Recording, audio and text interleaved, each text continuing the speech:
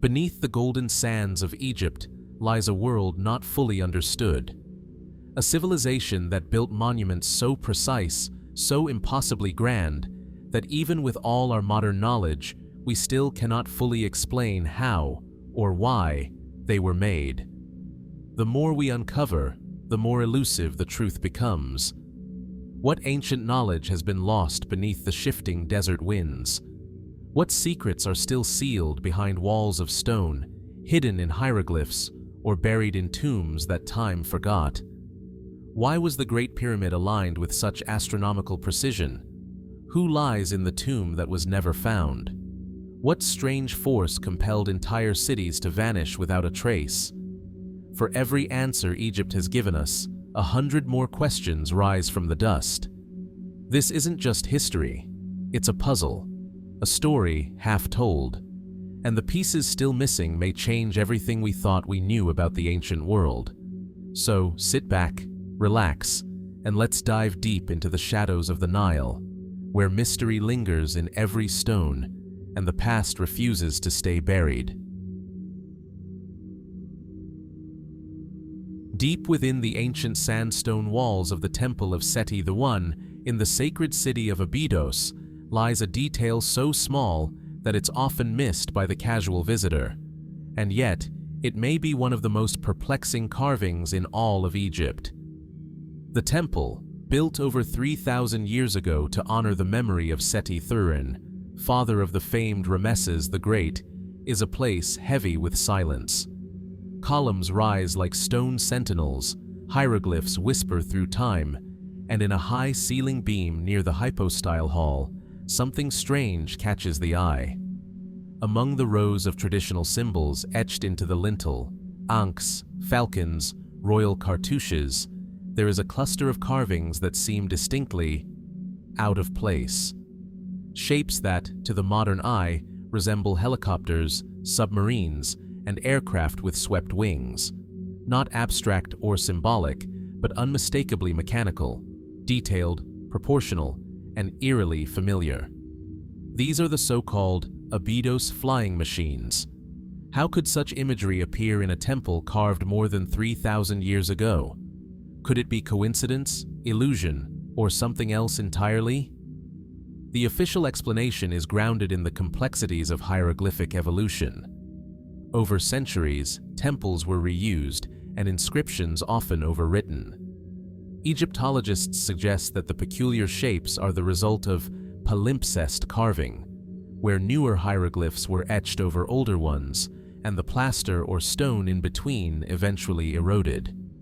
What we're left with, they argue, is an accidental composite, a layering of hieroglyphs that, when partially weathered, just happens to resemble modern aircraft. It's an elegant solution, logical, technical, but then again, the lines are so crisp, the proportions so specific, the resemblance so striking that even seasoned researchers find themselves pausing in thought. How likely is it that random erosion and overlapping symbols could produce such clear silhouettes, so modern in form, so evocative of machines that wouldn't exist until the 20th century? Could it be pareidolia, the brain's tendency to see patterns where none exist? Or might it hint at something else, something less easily dismissed? Some fringe theorists have stepped into that space of uncertainty, proposing more radical interpretations. Could the ancient Egyptians have preserved knowledge of advanced technology? Could they have recorded sightings of objects that defy conventional understanding? From time to time, stories emerge of lost civilizations, of ancient visitors from the stars, of forbidden knowledge sealed away beneath desert sands. These are ideas often relegated to the outer edge of historical inquiry. Yet they persist, whispered across decades, feeding the curiosity of those who feel history might still be hiding something. Still, there is no hard evidence of flight in ancient Egypt. No engines, no wreckage, no mechanical debris buried beneath the Nile's floodplain. And yet, the image remains. Etched into stone, silently asking the same question decade after decade.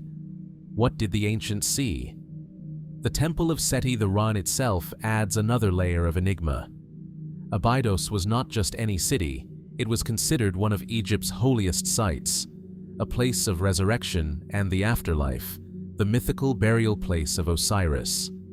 The entire region pulses with spiritual significance. Could the carvings have been symbolic representations of divine vehicles? Metaphors for the journey between life and death?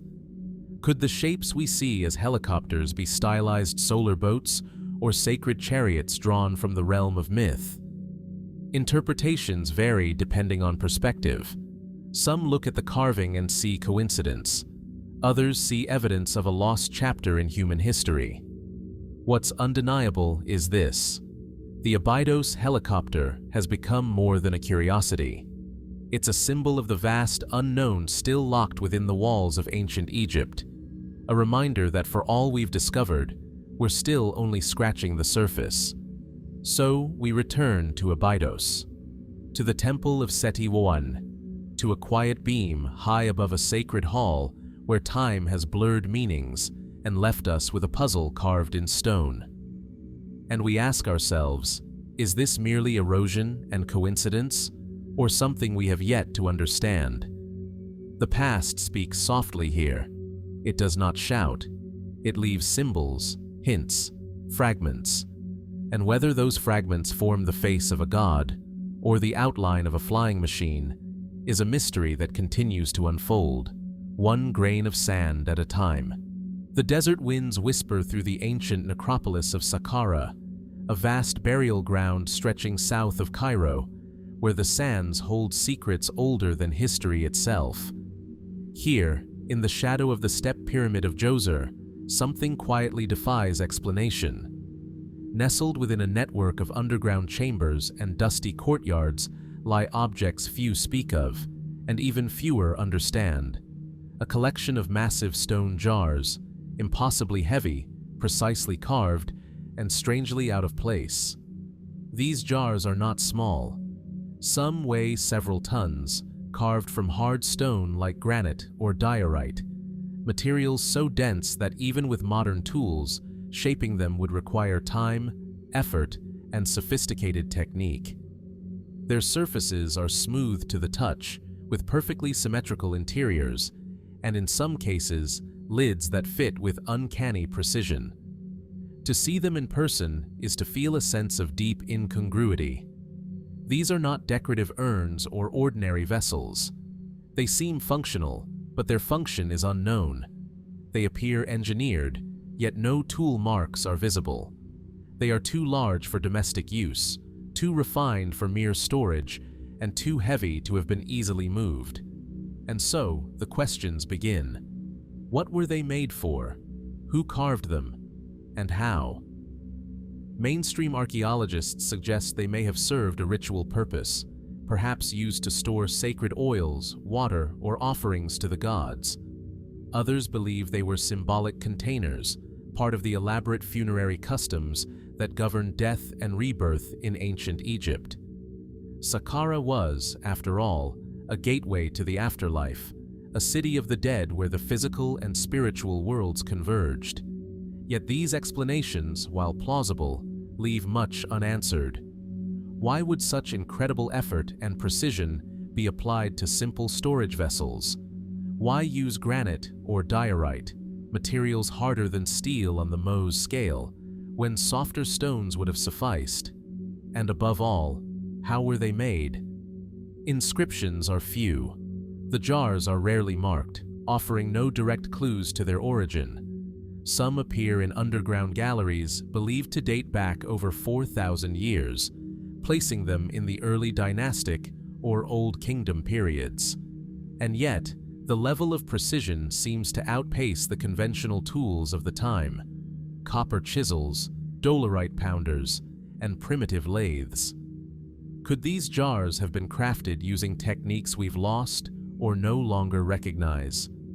Some engineers who have examined the symmetry and polish of these vessels raise eyebrows at the level of craftsmanship, noting tolerances and smoothness that rival modern machining. A lathe, perhaps? But where is the evidence? No ancient Egyptian machine tools have ever been found. From this silence, speculation grows. Some suggest the jars were part of a lost technological tradition, one capable of manipulating stone at a level we have yet to fully comprehend. Others go further, wondering if we are glimpsing remnants of a civilization that predates dynastic Egypt, a culture whose traces have been buried or erased by time. There are even those who whisper of ancient power sources, of sound-based shaping methods, or of knowledge handed down from forgotten origins. And yet, without firm evidence, these theories remain speculative, fringes of a narrative that continues to elude closure. What we do know is that these jars are not unique to Saqqara. Similar vessels, massive, smooth, and out of context, have been found at other sites across Egypt, in temples, in tombs, sometimes even in isolation, without a clear connection to any structure. They recur like a pattern without an explanation, a riddle carved in stone. And always, the same unanswered question lingers. Why? Were they ceremonial objects imbued with symbolic power, part of a now-lost religious rite? Or were they containers for something long since vanished, substances, energies, or objects no longer part of our world? The air in Saqqara is thick with heat and silence. The stone breathes slowly, remembering things no longer spoken aloud.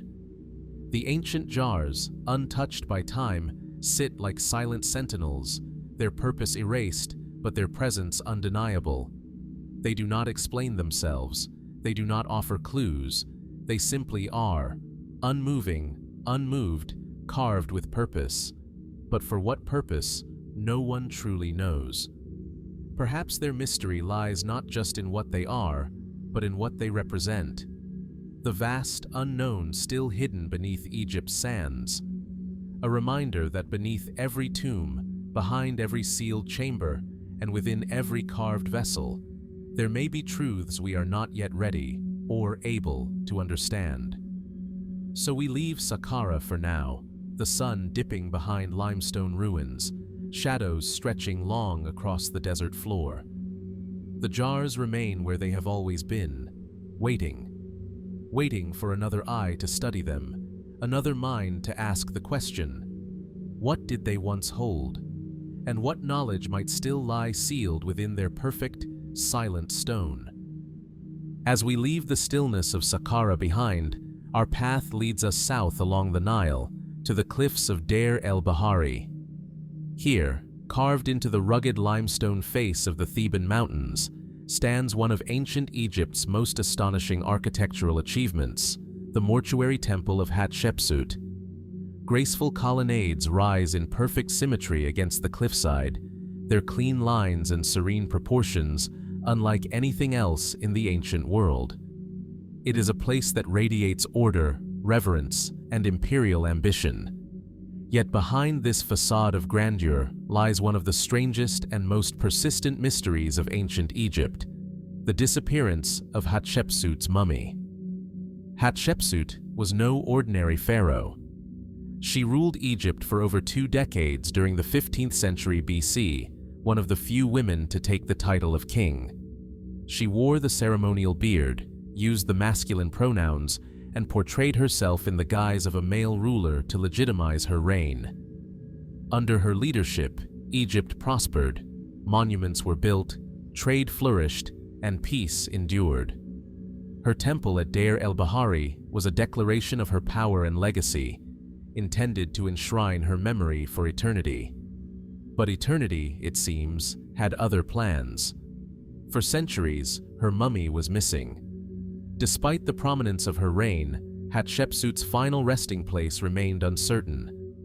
Her tomb, KV-20, deep within the Valley of the Kings, was known. But when it was opened, it was found empty.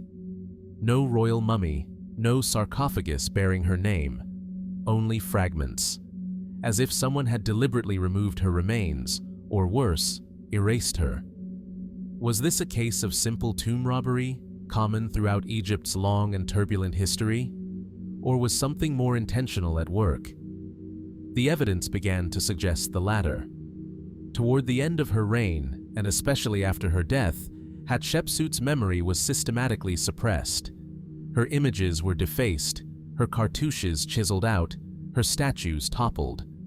But unlike the usual damnatio memoriae aimed at disgraced rulers, Hatshepsut's erasure was curiously delayed, coming not immediately, but years later, during the reign of her stepson and successor, Thutmose III.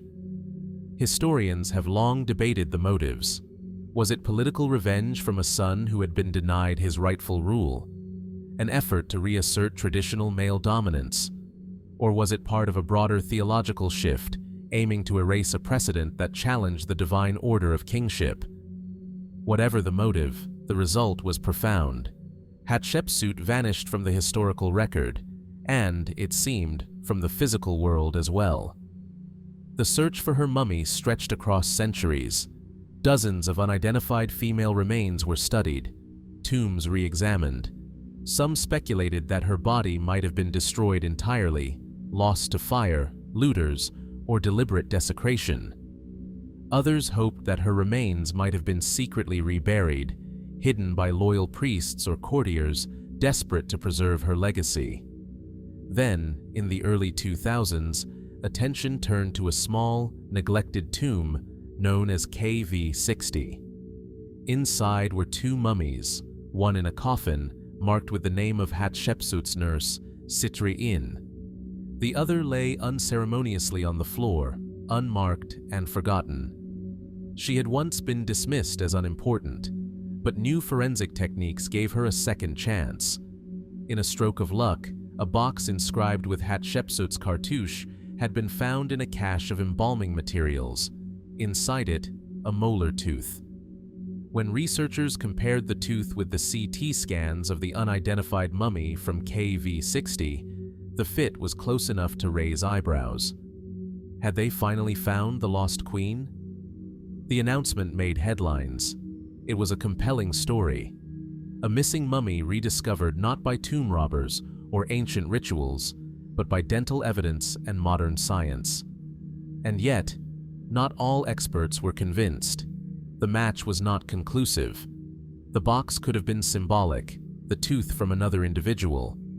The mummy herself showed signs of obesity, diabetes, and possibly bone cancer, conditions rarely associated with the divine ideal of the pharaohs. Was it really her? Or had science stretched too far, seduced by the desire for closure? Today, the mummy identified as Hatshepsut rests in the Cairo Museum, but the mystery remains unsettled. If this truly is the queen, why was she found outside her own tomb, stripped of the grandeur her status deserved? Why was she hidden in a nurse's burial chamber, without inscriptions or honors? Was she buried in secret to protect her from enemies, or quietly discarded by those seeking to erase her legacy? And if it isn't her, then where is she?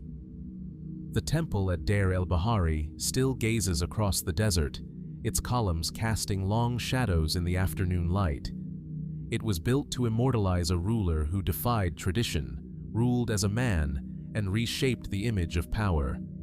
But even stone cannot guarantee remembrance. In the end, her body may have been lost, her name nearly erased, and her memory buried under the weight of political agendas. And yet, her mystery endures. Perhaps that's her final act of defiance, not merely ruling in life, but continuing to command wonder, centuries after her death. So we ask, is Hatshepsut truly home at last, or still waiting, somewhere beneath the sand, for her story to be told in full? Just beyond the Valley of the Kings, hidden among jagged cliffs scorched by centuries of sun, lies a tomb often overlooked by the stream of tourists and scholars who come searching for the grandeur of Egypt's most famous pharaohs. It is modest compared to the tombs of Ramses or Seti, and far less elaborate than the golden legacy of Tutankhamun. But within its weathered stone lies a mystery that refuses to fade. The story of Pharaoh I, a man who rose from the shadows to seize the throne of Egypt, and whose true role in one of history's most dramatic transitions remains cloaked in ambiguity. A was not born to rule. His origins are elusive, his bloodline uncertain. Some believe he was a high-ranking court official, perhaps of non-royal lineage, who rose steadily through the ranks under Amenhotep III and Akhenaten. He bore titles of great importance: vizier, master of the horse, and later, father of the god, suggesting a powerful connection to the royal family. His name appears throughout the Amarna period, etched into temple walls and court records, always close to the throne, always watching. And then, without warning, he became Pharaoh. After the sudden and mysterious death of the boy king Tutankhamun around 1323 BC, I assumed the throne. He was old by then, perhaps in his 60s or 70s, an unusual age to begin a reign in a kingdom defined by youthful divine kings. But the line of succession was murky. Tutankhamun had left no surviving heirs. The power vacuum was immediate, and A stepped in. Was it duty or ambition? Officially, A married Tutankhamun's widow, Ankhesenamun, in what may have been a strategic move to legitimize his rule. But even that union is wrapped in mystery. Her name disappears from the records soon after the marriage. No inscriptions, no tomb, no clear mention. Did she die unexpectedly? Was she silenced? Or did she resist? What we do know is that A's reign was brief, only around 4 years, and marked by a quiet return to tradition. He continued the religious restoration begun under Tutankhamun, steering Egypt further away from the monotheistic experiment of Akhenaten and back into the arms of the traditional gods. He built temples, commissioned monuments, and left behind modest but deliberate traces of kingship. And then, he vanished. His tomb, WV-23, is carved deep into the western arm of the Valley of the Kings. It's unfinished. The decoration is sparse, the artwork hurried. For a man who ruled Egypt, it feels oddly incomplete. Some walls show signs of being altered mid-construction. Certain sections look like they were repurposed from earlier plans. The burial chamber bears scenes of the Book of the Dead, but the quality lacks the finesse seen in the tombs of longer-reigning kings. Even more curious is what, or who, was found inside. When British archaeologist Edward Ayrton discovered the tomb in 1905, it had already been robbed in antiquity. The sarcophagus was there, but broken. Fragments of a mummy were scattered across the floor, along with items stripped of gold and valuable inlays. There was no clear identification, no definitive evidence that the remains belonged to A. And more unsettling still, some scholars believe the tomb may not have even been built for him. Some suggest it may have originally been intended for a queen. Others speculate that it was hastily reassigned to A after a more prestigious burial was denied, or perhaps even revoked. But why? Was A simply too old to establish a legacy? Or had he made enemies powerful enough to strip him of royal honors after his death? Theories abound. One of the most persistent centers around his relationship with Tutankhamun. Some suggest I played a role in the young pharaoh's untimely death, perhaps even orchestrating it to seize power. There's no direct evidence, only silence where there should be records. A rapid ascension, a sudden royal marriage, and the disappearance of a queen. It paints a shadowy picture, but one difficult to verify. And what of A's legacy? It was swiftly dismantled by his successor, Horemheb, a former general who would go on to erase not only A, but much of the entire Amarna period from Egypt's official history.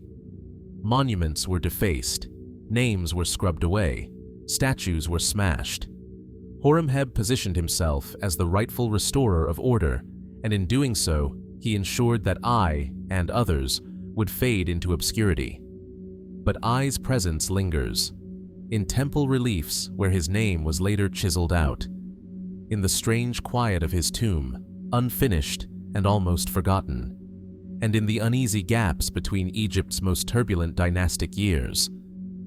What did I see during his time in court? What role did he truly play in the collapse of Akhenaten's revolution, in the death of Tutankhamun, in the restoration of the old gods? Was he a stabilizing force amid chaos, or a manipulator who seized power in a time of weakness? And most importantly, what happened to him? As we walk the corridors of WF23, past the faded gods and cracked stone, it's difficult to separate the man from the myth. Pharaoh A remains a figure half revealed, caught between eras, between gods, between the lines of history. And so, his story joins the others, a whisper carried through the Valley of the Kings, a chapter obscured by time, still waiting for its final lines to be uncovered. As the shadow of Pharaoh A fades into the deeper corridors of lost history, we return once more to the realm where myth and archaeology blur, a place where story and structure intertwine, and the divine walks hand in hand with the dead. We now descend into one of ancient Egypt's most enigmatic puzzles, the tombs, or perhaps temples, of Osiris. In the bedrock beneath the ancient necropolis of Abydos, a dark stairway carved into the limestone leads to a multi-leveled chamber. The deeper one goes, the colder the air becomes, the more silent the world above seems to vanish. And at the bottom, submerged in black water and eternal stillness, lies a stone structure many believe to be the symbolic tomb of Osiris, the god of the afterlife, the lord of the dead, the one who was slain and resurrected in the earliest mythologies of Egypt. This site, discovered in the early 20th century, but only thoroughly explored in recent decades, is often called the Osirian. Hidden just behind the majestic temple of Seti the Fern, the Osirian is a subterranean megalithic complex unlike anything else in the region. Enormous granite blocks, some weighing over 50 tons, form a central chamber surrounded by a deep trench of water. Stone pillars rise from the flooded floor like remnants of a sunken world. No inscriptions, no names, no clear purpose. It does not match the architectural style of Seti's temple above it. In fact, it appears far older. Mainstream Egyptologists suggest it was built during Seti's reign, perhaps as a symbolic representation of the underworld, aligned with the cult of Osiris. But the precision and scale of the stonework, coupled with the stark contrast in style, have led many to question whether it predates the temple itself. Could Seti have merely constructed his monument atop a far older, sacred site? Across Egypt, Abydos was always seen as the spiritual heart of Osiris worship. Ancient pilgrims traveled here to take part in the Osirian mysteries, ritual reenactments of the god's death, dismemberment, and resurrection. Osiris, they believed, had once been buried in Abydos, and to die and be buried nearby was to be spiritually reborn in his divine company. But here the mystery deepens, for Abydos is not the only place where the god's tomb was believed to rest. Far to the north, on the Giza Plateau, home to the pyramids, the Sphinx, and endless enigmas of its own, lies another subterranean chamber, largely forgotten for decades. Beneath the causeway of the Pyramid of Khafre, a deep vertical shaft plunges into the bedrock. At its base, archaeologists have uncovered what some call a second Osiris tomb, a complex network of tunnels, burial chambers, and a large granite sarcophagus set within a symbolic island surrounded by a moat-like trench, evoking unmistakable parallels to the Abydos Osirion. It was dubbed the Tomb of Osiris by the archaeologist who investigated it in the 1990s. While no inscriptions name the god directly, the layout and design echo the mythological descriptions of Osiris's burial in Egyptian texts, an island in a subterranean water basin symbolizing the primeval waters of creation. Two tombs, two chambers, two silent sanctuaries devoted to the same deity, yet separated by hundreds of miles and built in different epochs for purposes still uncertain.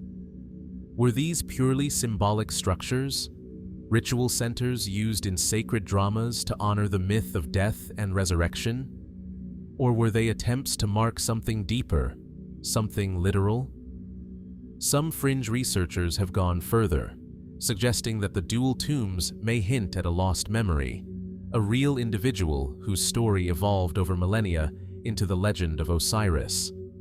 Others propose that the water-filled basins and monumental stonework represent forgotten technologies or knowledge tied to astronomical cycles, earth energies, or sacred geography. Mainstream scholars remain cautious. The Osirian at Abydos, they argue, while megalithic in form, fits within the broader symbolic landscape of Seti's religious reforms. And the Giza tomb, they maintain, was likely a high-ranking official's unfinished burial site that became mythologized over time. And yet, the silence of the stones is unnerving. Why are there no inscriptions? Why the immense effort to create watery, hidden sanctuaries beneath the earth? Why the echo of the same design across such great distances? If these structures were never meant for human eyes, hidden deep underground, known only to initiates, then what purpose did they serve? Were they gates to the afterlife, metaphysical machines of transformation, or something else entirely? Today, the Osirian at Abydos remains partially submerged, its massive stones darkened by time and moisture. The chamber beneath Giza sits mostly untouched, closed to the public and rarely discussed. Two sites, each whispering a forgotten truth, each daring us to look beyond what we think we know. Osiris was the god who transcended death, the first to die, and the first to rise again. In a land obsessed with eternity, he was the promise of rebirth, the still point in a turning world. And perhaps it is no coincidence that his tomb remains just beyond our reach. So we are left to wonder, were these dual tombs monuments to myth, or clues to something more? Could they mark the memory of a real death, a real burial, and a secret the ancient priests never meant to share? As with so many of Egypt's mysteries, the answer lies not in what is said, but in what remains unsaid. In the empty chambers, in the silent stone, in the water that still laps at the base of a forgotten god's tomb. As we leave behind the silent, water-filled tombs said to belong to the god of the underworld, Osiris, we now emerge onto the sun-bleached limestone plateau of Giza. Here, the desert stretches wide and bare, the horizon fractured by three colossal pyramids that have stood for more than 4 millennia. And at their feet, half buried in sand and time, rests a structure that is neither tomb nor temple in the traditional sense, but something far stranger and perhaps even older. This is the Valley Temple of Khafre. Set at the southeastern edge of the Giza Plateau, near the base of the Great Sphinx, the Valley Temple is a monument of geometric purity. Massive limestone and granite blocks, some weighing more than 100 tons, are fitted together with such precision that even a razor blade cannot slip between them. The surfaces are polished smooth, the corners sharp, the alignment flawless. The structure seems to radiate an eerie stillness, as if it was never truly meant for the living. The temple is traditionally attributed to Khafre, the 4th dynasty pharaoh who built the second-largest pyramid at Giza and is widely believed to be the face of the Great Sphinx. Archaeologists date the temple to around 2500 BC, noting its alignment with the mortuary complex and causeway that lead to Khafre's pyramid. Its architectural layout follows a basic orthogonal plan: 2 massive halls flanked by side chambers, with towering columns and a central court bathed in sunlight. But something doesn't quite fit. Unlike the grandeur of the pyramid itself, the Valley Temple feels stark, almost preternaturally austere. There are no inscriptions, no decorative reliefs, no hieroglyphic texts to explain its purpose. The walls are blank, the chambers silent. It is a temple without a voice. And this silence has given rise to deep questions. Why would a king like Khafre, who left behind a massive pyramid and the enigmatic Sphinx, build a temple so grand in form, yet so void of narrative?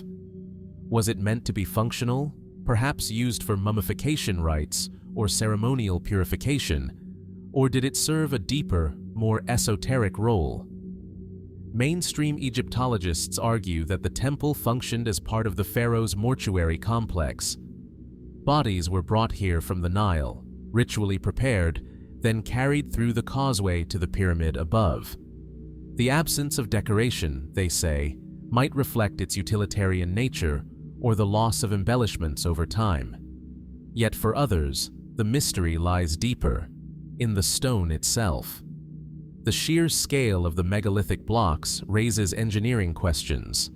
How were such immense stones quarried, moved, and fitted so precisely without mortar? Copper tools, primitive sledges, and manpower are the standard explanations. But at this scale, with this precision, doubts remain. The fact that some blocks appear to weigh more than those used in the Great Pyramid itself has led some researchers to speculate that the Valley Temple might predate Khafre by centuries, perhaps even millennia. This idea is bolstered by geological studies. The adjacent Sphinx enclosure, carved from the same limestone bedrock, shows heavy signs of water erosion, suggesting a period of sustained rainfall not seen since well before 2500 BC. If the Sphinx and its surrounding structures, including the Valley Temple, do indeed bear marks of such ancient weathering, then they may belong to a forgotten epoch of Egyptian history, long before the rise of dynastic civilization. Could the Valley Temple be a relic of that earlier time? And if so, what was it originally built for? Some fringe theorists propose that the temple served as a kind of initiatory chamber, a site not of death, but of transformation. Its unadorned walls, its symmetrical halls, and its connection to the Sphinx suggest an architectural language of symbolism rather than function. Perhaps it was designed not to tell a story, but to be a story, an embodiment of sacred geometry, cosmic alignment, or spiritual rebirth. Others see in it echoes of a lost technology, an understanding of stone, resonance, or energy that has since vanished from our historical memory. These interpretations remain speculative, but they persist because the questions remain unanswered. Why build something so precise, only to leave it bare? Why invest such effort into a structure that speaks only in silence? Inside the Valley Temple, the light shifts slowly across the polished floors. Footsteps echo between granite pillars. There is a sense that time is stretched here, that this space was designed not just to endure, but to contain something. Not necessarily a body, perhaps an idea.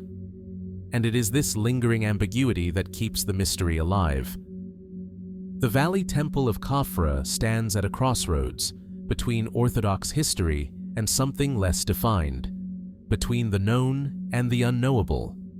Its stones are not broken or fallen, but whole and unmoved, as if waiting, not for restoration, but for understanding.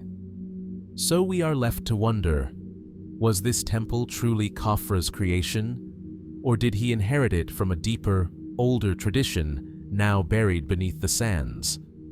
In the absence of text or tomb, in the stillness of stone, the Valley Temple holds its secrets close, and for now, we can only listen. From the shadowed halls of the Valley Temple of Khafre, its stones heavy with silence, we shift our gaze upward to the sky. For while Egypt's greatest monuments were built from granite and limestone, its deepest mysteries may have been carved into time itself. Amid the desert winds and celestial rhythms, one question continues to echo through history. How did the ancient Egyptians, so early in human civilization, create a calendar of such elegance, precision, and cosmic alignment?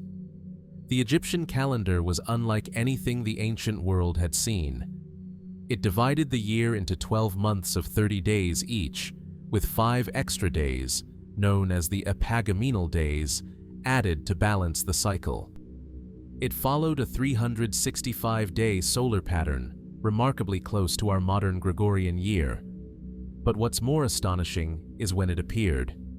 By the early Old Kingdom, more than 4,500 years ago, this calendar was already in use, fully formed, structured, and intricately tied to both agriculture and the cosmos. There is no surviving record of its gradual development, no evidence of a primitive or evolving version. It simply appears, as if it had been inherited fully intact. This has puzzled historians and astronomers alike. How did a civilization in 3000 BC possess such advanced understanding of solar movements, sidereal cycles, and seasonal timing?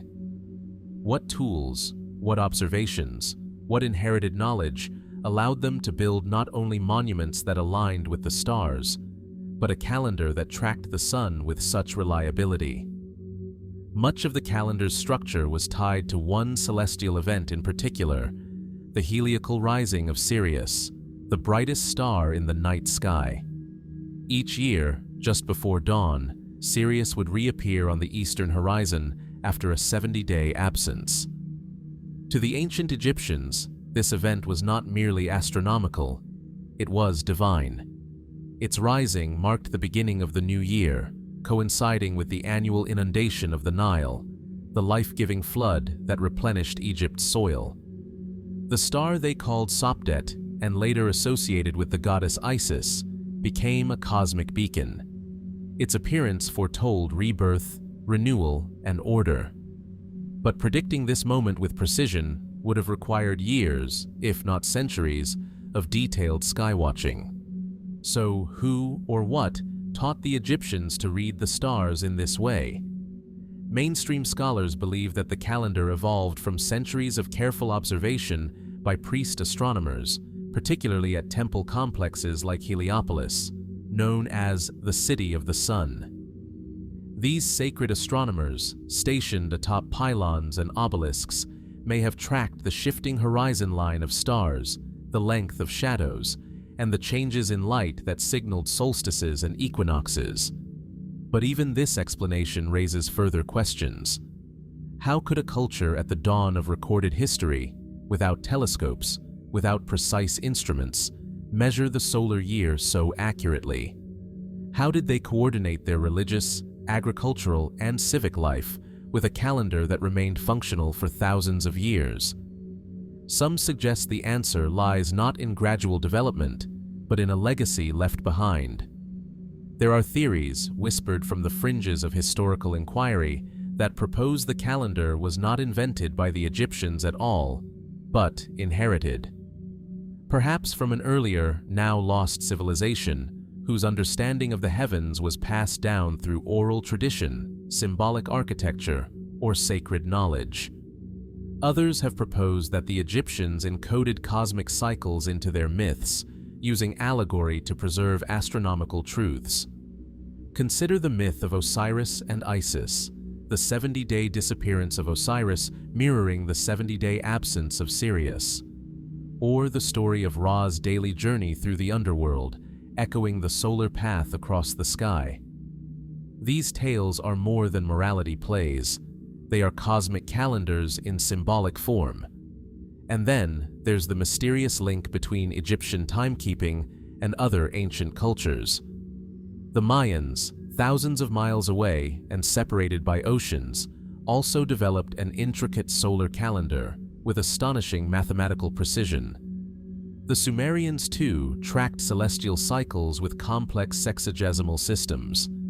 Could there have been a shared origin, a forgotten chapter of early sky-watching humanity that seeded this knowledge across the globe? More speculative still are the claims that the Egyptian calendar was designed to align not just with the solar year, but with precessional cycles, those slow, 26,000-year shifts in Earth's axial orientation.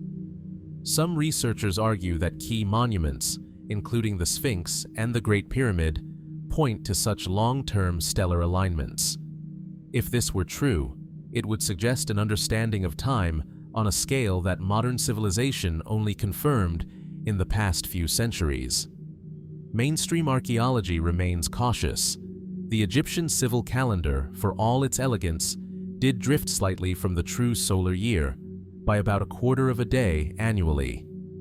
This created a gradual shift in seasonal timing, corrected only much later through reforms.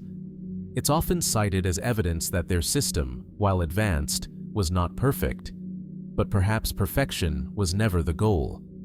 To the Egyptians, time was not linear, but cyclical, an eternal return. The calendar wasn't just a tool for marking days, it was a framework for maintaining Ma'at, the sacred order of the cosmos. By aligning their lives to the rhythms of the heavens, they believed they were upholding the balance between chaos and harmony. And perhaps this is the deeper mystery. Not just how they measured time, but how they understood it. Was their calendar a purely observational tool, or was it a bridge between the mortal world and the divine? A coded language, speaking in the movements of stars, in the flooding of rivers, in the birth and death of kings. The desert wind still whispers through the ruins of Heliopolis. The temples are mostly gone, the pillars toppled, the obelisks scattered across continents. But in the silence, the sky remains, unchanged, eternal, watching. And as we trace the paths of stars once mapped in ink and stone, we are left to ask, did the ancient Egyptians create their calendar by looking outward, or by remembering something long forgotten? Perhaps time itself holds the answer. As we leave behind the stars and shadows of Egypt's celestial calendar, our path leads back to Earth, though not to the ordinary terrain of sand and stone. Instead, it brings us face to face with one of the most iconic and enigmatic monuments in all of human history. A figure carved from living rock, crouched at the edge of the Giza Plateau, staring silently eastward as the sun rises and sets, year after year. The Great Sphinx of Giza. It is a sculpture of contradictions, part lion, part man, impossibly massive and yet delicately weathered. Measuring over 240 feet long and 66 feet high, it is among the largest monolithic statues in the world. But despite its scale and fame, one central question has never been conclusively answered. Whose face does the Sphinx wear? At first glance, the mainstream answer appears straightforward. The Sphinx is thought to represent Pharaoh Khafre, the same king credited with building the second pyramid at Giza around 2500 BC. This attribution is based largely on proximity. The Sphinx sits beside Khafre's Valley Temple and Causeway, and on a statue of Khafre found nearby, which shares some similar facial features. For decades, this identification has been taught as settled fact. And yet, when we look closer, the certainty begins to crumble. For one, the Sphinx bears no inscriptions naming Khafre, no cartouche, no dedicatory texts, nothing etched in stone to say, "This is me." In a civilization that left its legacy carved on every wall, every pillar, every tomb, this absence is striking. Then there's the matter of the face itself. Weathered by wind, sand, and time, the Sphinx's face has suffered substantial erosion. Its nose is famously missing, its beard mostly vanished, yet what remains still tells a story. Some scholars and forensic experts have argued that the facial features do not align with known statues of Khafre. The proportions differ. The Sphinx's face is broader, flatter, perhaps older. In fact, a few researchers suggest that the facial structure may not even reflect the typical physiognomy of 4th Dynasty pharaohs at all. This has opened the door to alternative theories, each one reaching deeper into Egypt's hidden past. One suggestion is that the Sphinx predates Khafre entirely. The idea, popularized by geologist Dr. Robert Schoch and others, stems from the weathering patterns found on the Sphinx's body and enclosure. Unlike other monuments on the Giza Plateau, which show sharp wind erosion, the Sphinx bears signs of heavy water erosion, smooth, undulating grooves that suggest long exposure to rainfall. But Egypt hasn't seen substantial rainfall since the end of the last ice age, over 7,000 years ago. If the Sphinx was indeed shaped by rain, then it may have been carved not in 2500 BC, but many centuries earlier, perhaps as early as 7,000 or even 9,000 BC. If that's true, then Khafre could not have commissioned it. He may have merely inherited the monument, restoring or reworking it for his own purposes. And the original face? It may have been something, or someone, entirely different. Some believe the original head was that of a lion, matching the body and fitting with astronomical theories that place the Sphinx as a marker for the constellation Leo during a period of celestial alignment around 10,500 BC. If the head was later recarved into a human face, that might explain its disproportionate size in relation to the body, a head far too small for such a massive form. Others propose that the face may represent an even earlier ruler, long lost to history. Perhaps a forgotten king of a pre-dynastic culture, perhaps even someone whose name we will never know.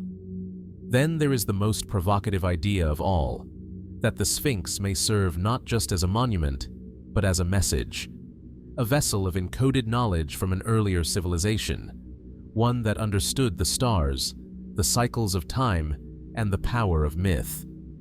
In this view, the face is symbolic, not personal. It represents not a man, but a concept, divine kingship, eternal watchfulness, the boundary between this world and the next. And still, the Sphinx refuses to speak. Decades of excavation have yielded fragments, pieces of the beard, shards of the headdress, but no definitive answers. The dream stele, erected between the Sphinx's paws by Thutmose IV, tells of a prince who saw the statue in a dream and cleared it from the sands. But even this account, centuries after Khafre, refers to the Sphinx as an ancient being, already buried and forgotten.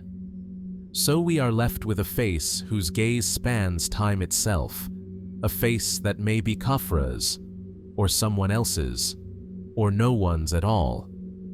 Beneath the weathered contours and missing nose lies a riddle as vast as the desert around it. Was the Sphinx carved in a single age, or reworked across millennia? Was it a monument of kings, or of gods?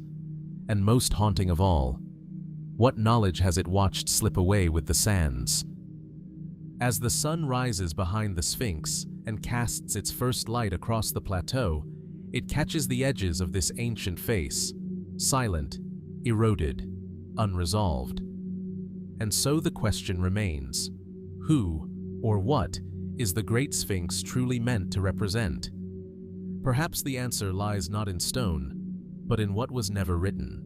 As we turn away from the gaze of the Great Sphinx, its identity eroded by time, its meaning forever open to interpretation, we journey north, along the edge of the western desert, to a place few tourists visit.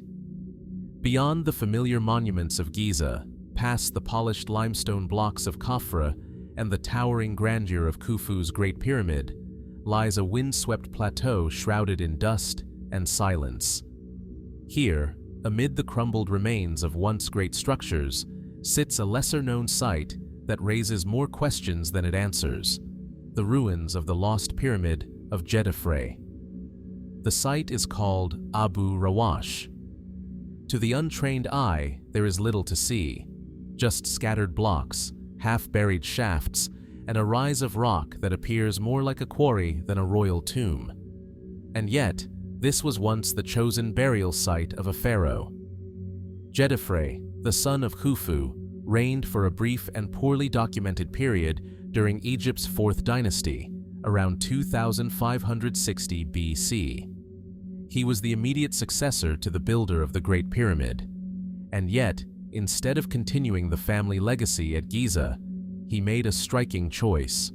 to build his pyramid elsewhere. Why? Abu Rawash sits roughly 8 kilometers north of Giza on higher ground with a commanding view of the Nile Valley. It is a place of isolation and exposure, more difficult to access and far more difficult to build upon. The limestone bedrock is uneven, the terrain harsh. And yet, Djedefre selected this windswept plateau for what would have been one of the most ambitious projects of his time, a pyramid that, according to some scholars, may have rivaled the Great Pyramid in scale and height. But the pyramid was never completed, or if it was, it didn't survive. What remains today is a complex puzzle: fragmented foundations, abandoned granite casing blocks, and deep-cut shafts filled with rubble and time. The structure itself appears violently dismantled. For centuries, it was assumed that Djedefre's pyramid was simply unfinished, abandoned due to the king's short reign or logistical setbacks. But recent excavations have revealed signs that the pyramid was completed, only to be deliberately destroyed, stone by stone. But by whom, and why? Some believe the damage was caused in antiquity, perhaps by successors who sought to erase Djedefre's memory. Others argue the destruction came much later, during the Roman period, when pyramid blocks were scavenged for local construction. Yet the scale of the damage, its thoroughness, its apparent focus, has led some researchers to suspect something more purposeful. Was this an act of political vengeance? A dynastic cleansing? Or was Djedefre's pyramid targeted for reasons we no longer understand? Djedefre himself is a figure shrouded in contradiction. Unlike his father Khufu, who was aligned with the solar cult of Ra but still bore the traditional Horus names, Djedefre took a step further, declaring himself son of Ra, the first pharaoh to formally link his kingship to the sun god in his royal title. Some historians interpret this as the beginning of a religious shift, one that would eventually culminate generations later in the radical monotheism of Akhenaten. Was Djedefre attempting to redefine kingship? Was his decision to leave Giza a symbolic break from tradition, an assertion of a new divine identity? If so, it may have created enemies among those who viewed the royal necropolis as sacred, untouchable ground. The physical remnants of his pyramid offer further intrigue. Granite blocks, massive and finely dressed, were found strewn across the site, some bearing signs of advanced cutting techniques. The quality of the masonry rivals that of Giza. Fragments of statuary, including parts of a striking red quartzite Sphinx, suggest a degree of artistic refinement unexpected for a pharaoh with such a brief reign. A decapitated head of Djedefre himself, carved from the same rare quartzite, was discovered nearby, its features deliberate, almost serene, and its destruction unmistakable. If this was an unfinished project, why the statues? Why the detailed architectural layout? And if the pyramid was completed, why was it erased? Even Djedefre's body has never been found. His sarcophagus is missing, his burial chamber ruined. Unlike his father and brother, who left behind rich funerary complexes, Djedefre's afterlife appears to have been interrupted, his legacy fragmented and cast into the dust.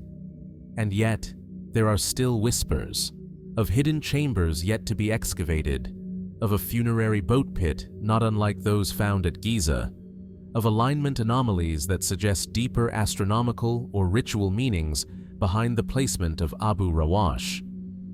Some speculate that Djedefre's pyramid held a secret, something that led to its destruction.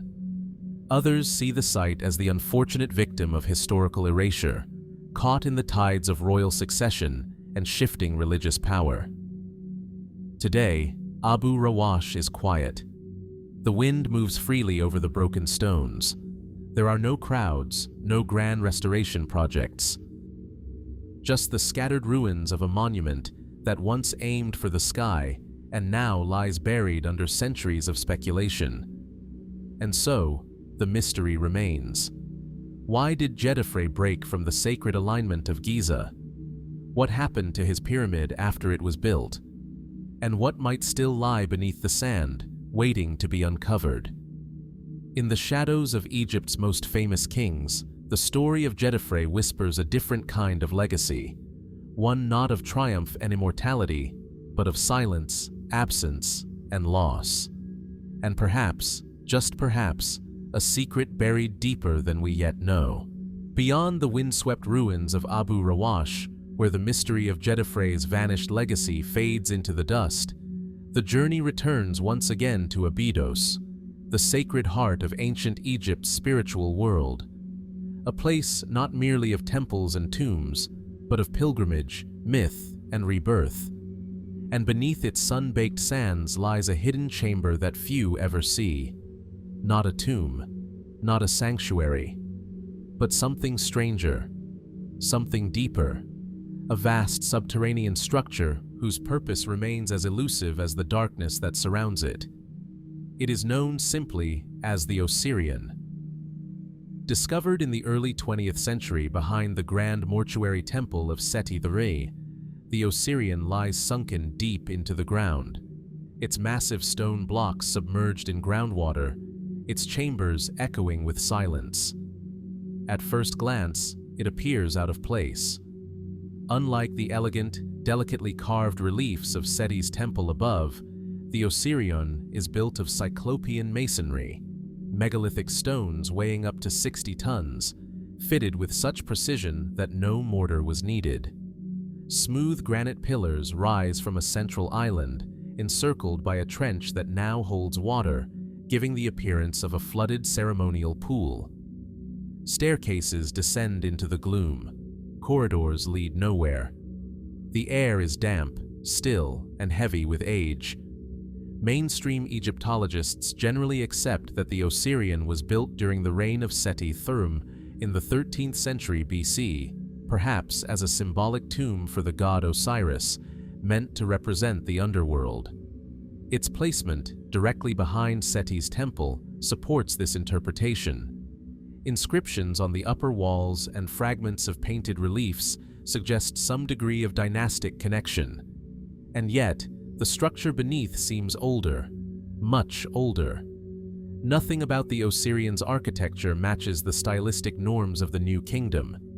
In fact, it bears a striking resemblance to megalithic sites found not just elsewhere in Egypt, but across the ancient world.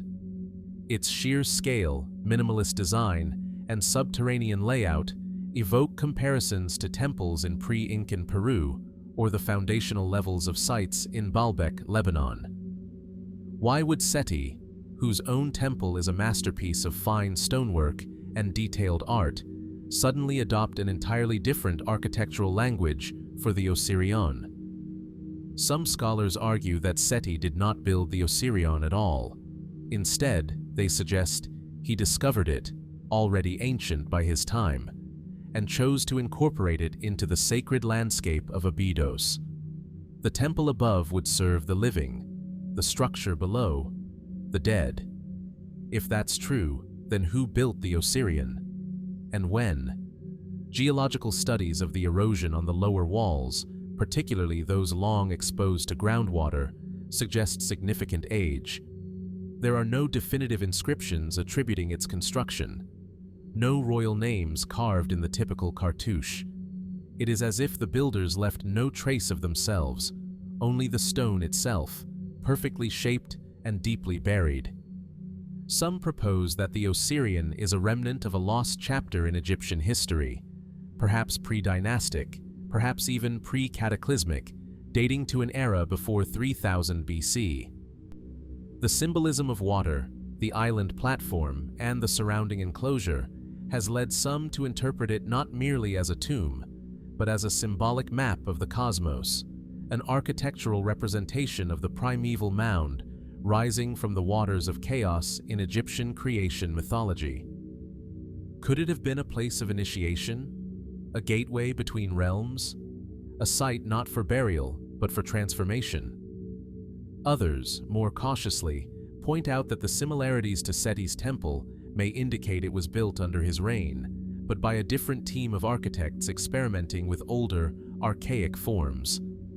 The lack of inscriptions, they argue, could be intentional, designed to evoke mystery, to mirror the unknowable nature of the god Osiris himself, ruler of the underworld and judge of the dead.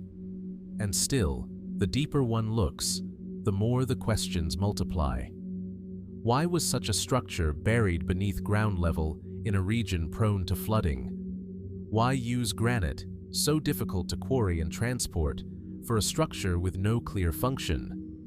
Why the deliberate absence of narrative inscriptions, so typical of Egyptian sacred architecture? In the 1990s, ground-penetrating radar surveys hinted at the possibility of further chambers beneath the Osirian, sealed corridors, undiscovered rooms. But the groundwater, rising year by year, makes deeper exploration difficult. What lies beneath remains hidden, submerged, inaccessible. The myths of Osiris say he was murdered by his brother, dismembered, scattered across Egypt, and reassembled by the goddess Isis. In this mythic geography, Abydos was his burial site, his most sacred resting place.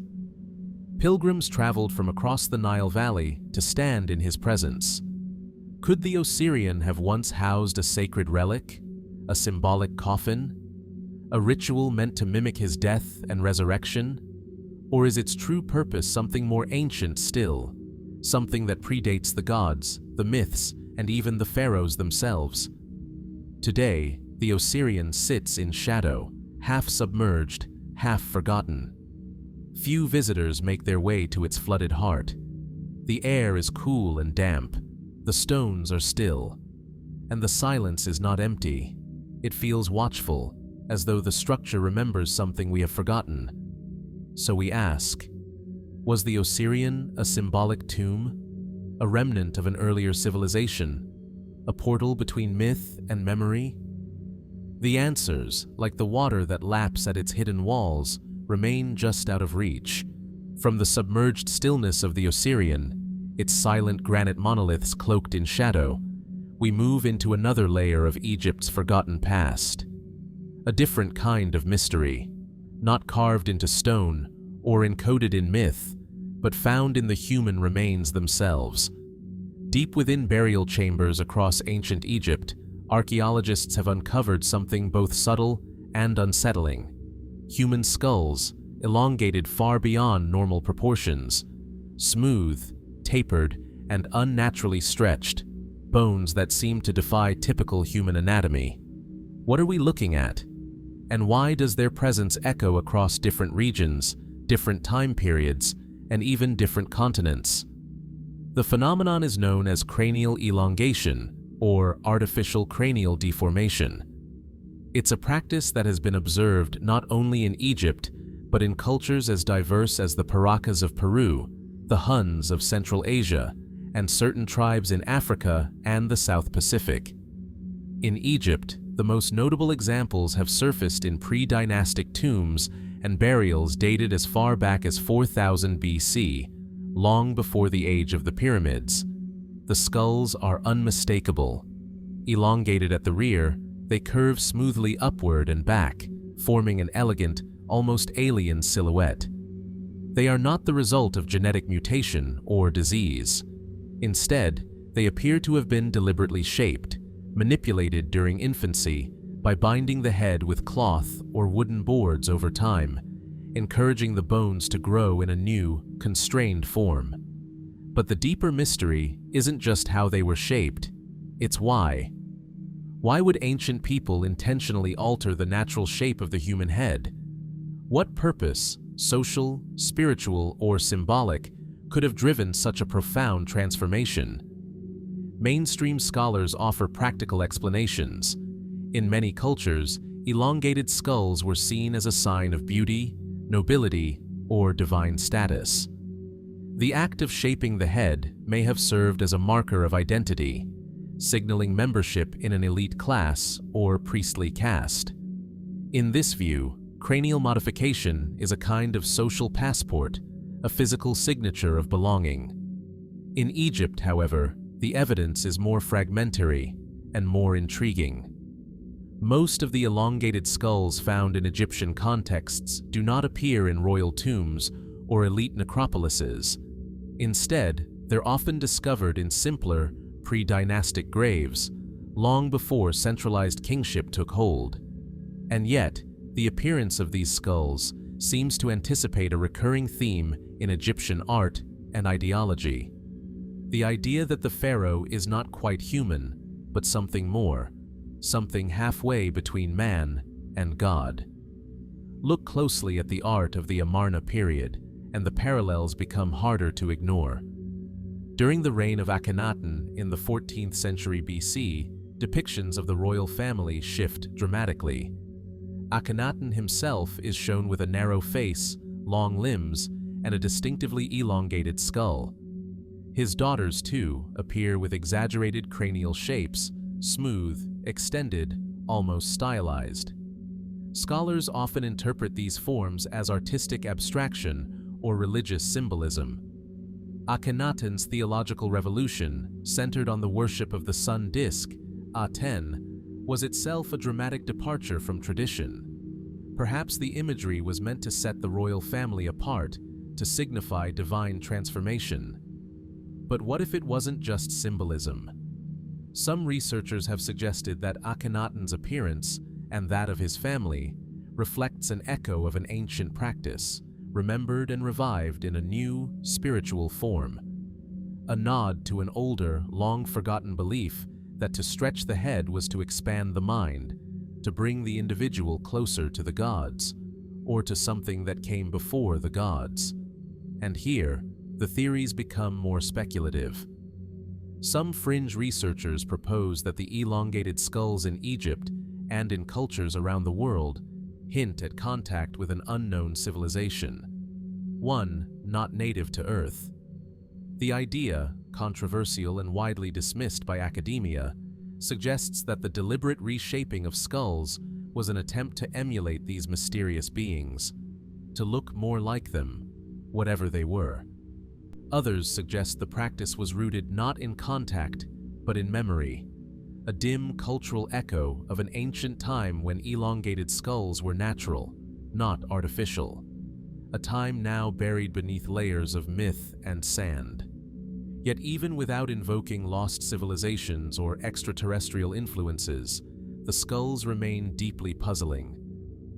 Why did so many ancient peoples, separated by oceans and continents, engage in such a specific and extreme form of body modification?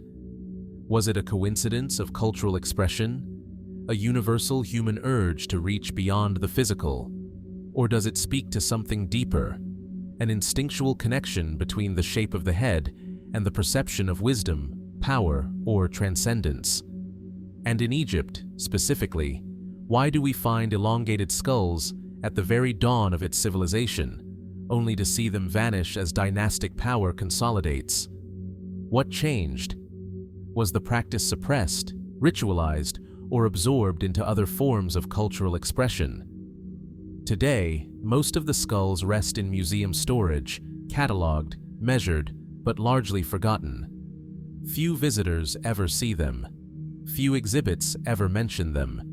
They do not fit neatly into the linear narrative of pharaohs and pyramids, but they remain, silent, skeletal anomalies that raise questions the written texts do not answer. Perhaps the mystery of these skulls lies not in science or myth alone, but in the tension between the two. A practice born of belief or memory. A transformation of the human body in pursuit of something beyond. So we ask, were the elongated skulls of ancient Egypt a mark of devotion, of identity, of forgotten heritage? Or are they the last physical trace of a story we've only just begun to remember? From the unsettling silence of elongated skulls buried in the sands of Egypt's deep past, our journey now moves toward the waning light of a once mighty empire. Toward a moment not of birth or innovation, but of something quietly vanishing. A name fades from inscriptions, a bloodline ends without clarity, and the golden thread of royal succession begins to unravel. This is the mystery of the end of Pharaoh Merneptah's lineage, a quiet disappearance that still defies simple explanation. Merneptah was the 13th son of Ramses II, one of Egypt's most celebrated pharaohs. He ascended the throne late in life, after outliving his many royal brothers, and reigned during a time of growing instability. The 13th century BC was no longer the Egypt of boundless construction and military conquest. It was an age marked by droughts, foreign threats, and slow internal decline. Yet Merneptah held the throne for nearly a decade, maintaining order and legacy in the twilight of Egypt's imperial might. His tomb in the Valley of the Kings, KV8, is imposing but incomplete. Its corridors stretch deep into the earth, the walls carved with traditional funerary texts, yet many of the chambers were never finished. His sarcophagus, a grand multi-layered structure, now lies broken, its pieces scattered in modern museums. And although his mummy was eventually discovered, reburied in a royal cache at Deir el-Bahari, the story it tells is strangely silent. Most pharaohs, even those who ruled for brief periods, were followed by sons or relatives who continued their legacy. But after Merneptah's death, the record becomes murky. His direct line, if it continued at all, seems to have vanished. Who succeeded him is still a matter of debate. Some sources name Seti II, believed by many to be his son. Others suggest that Seti II may have been a distant relative or even an opportunistic usurper. The line of succession becomes contested, the political scene unstable, and Egypt enters a period of internal rivalry and dynastic fragmentation. Why?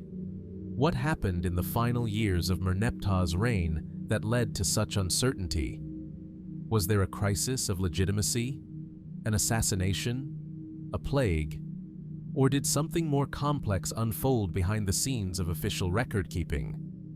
One curious element is a figure named Amenmese, a shadowy pharaoh who appears suddenly in the historical record, overlapping chronologically with Seti II.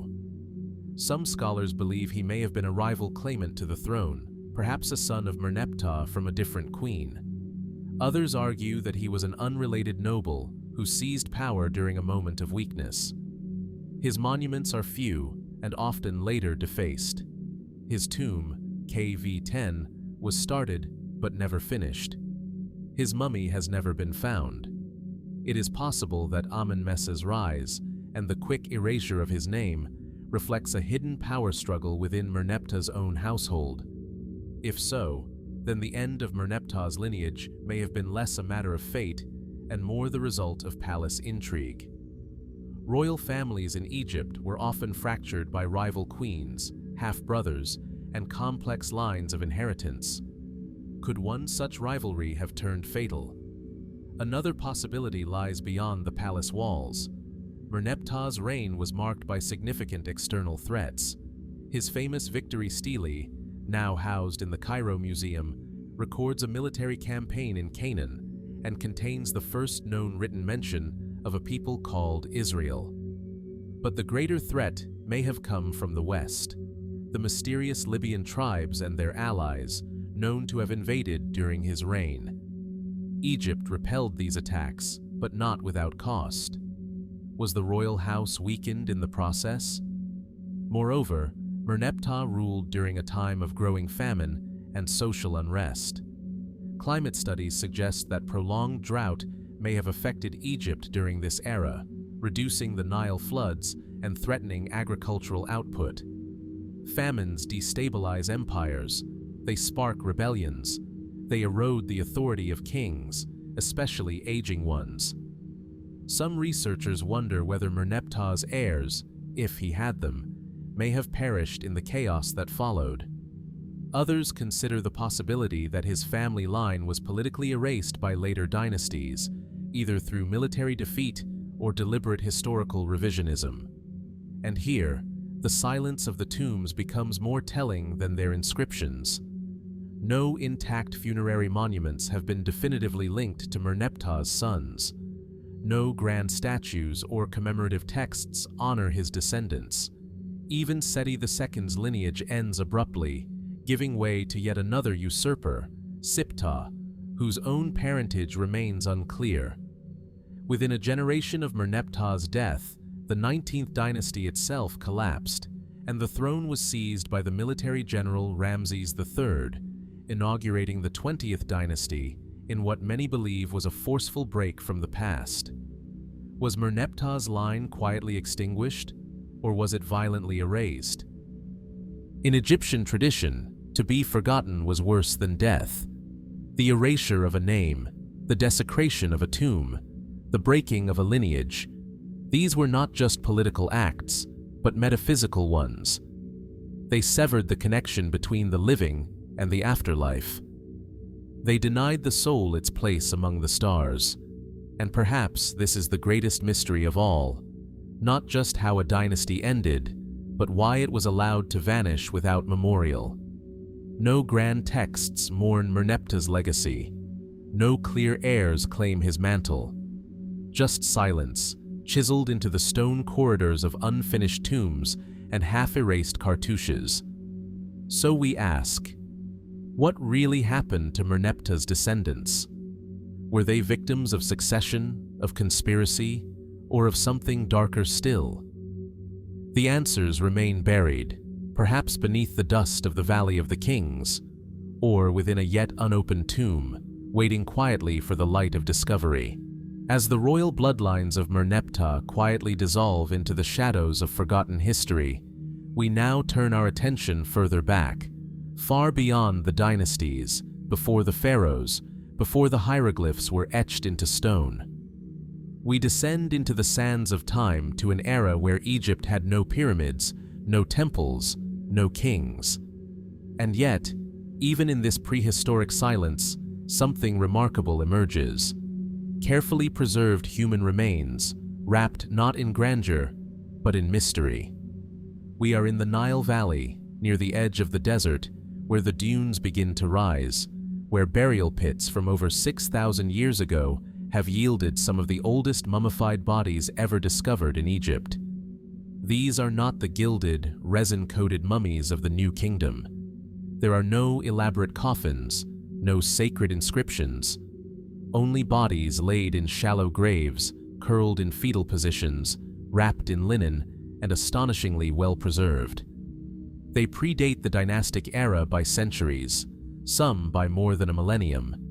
And yet, the preservation of skin, hair, and even internal organs rivals that of later royal mummies.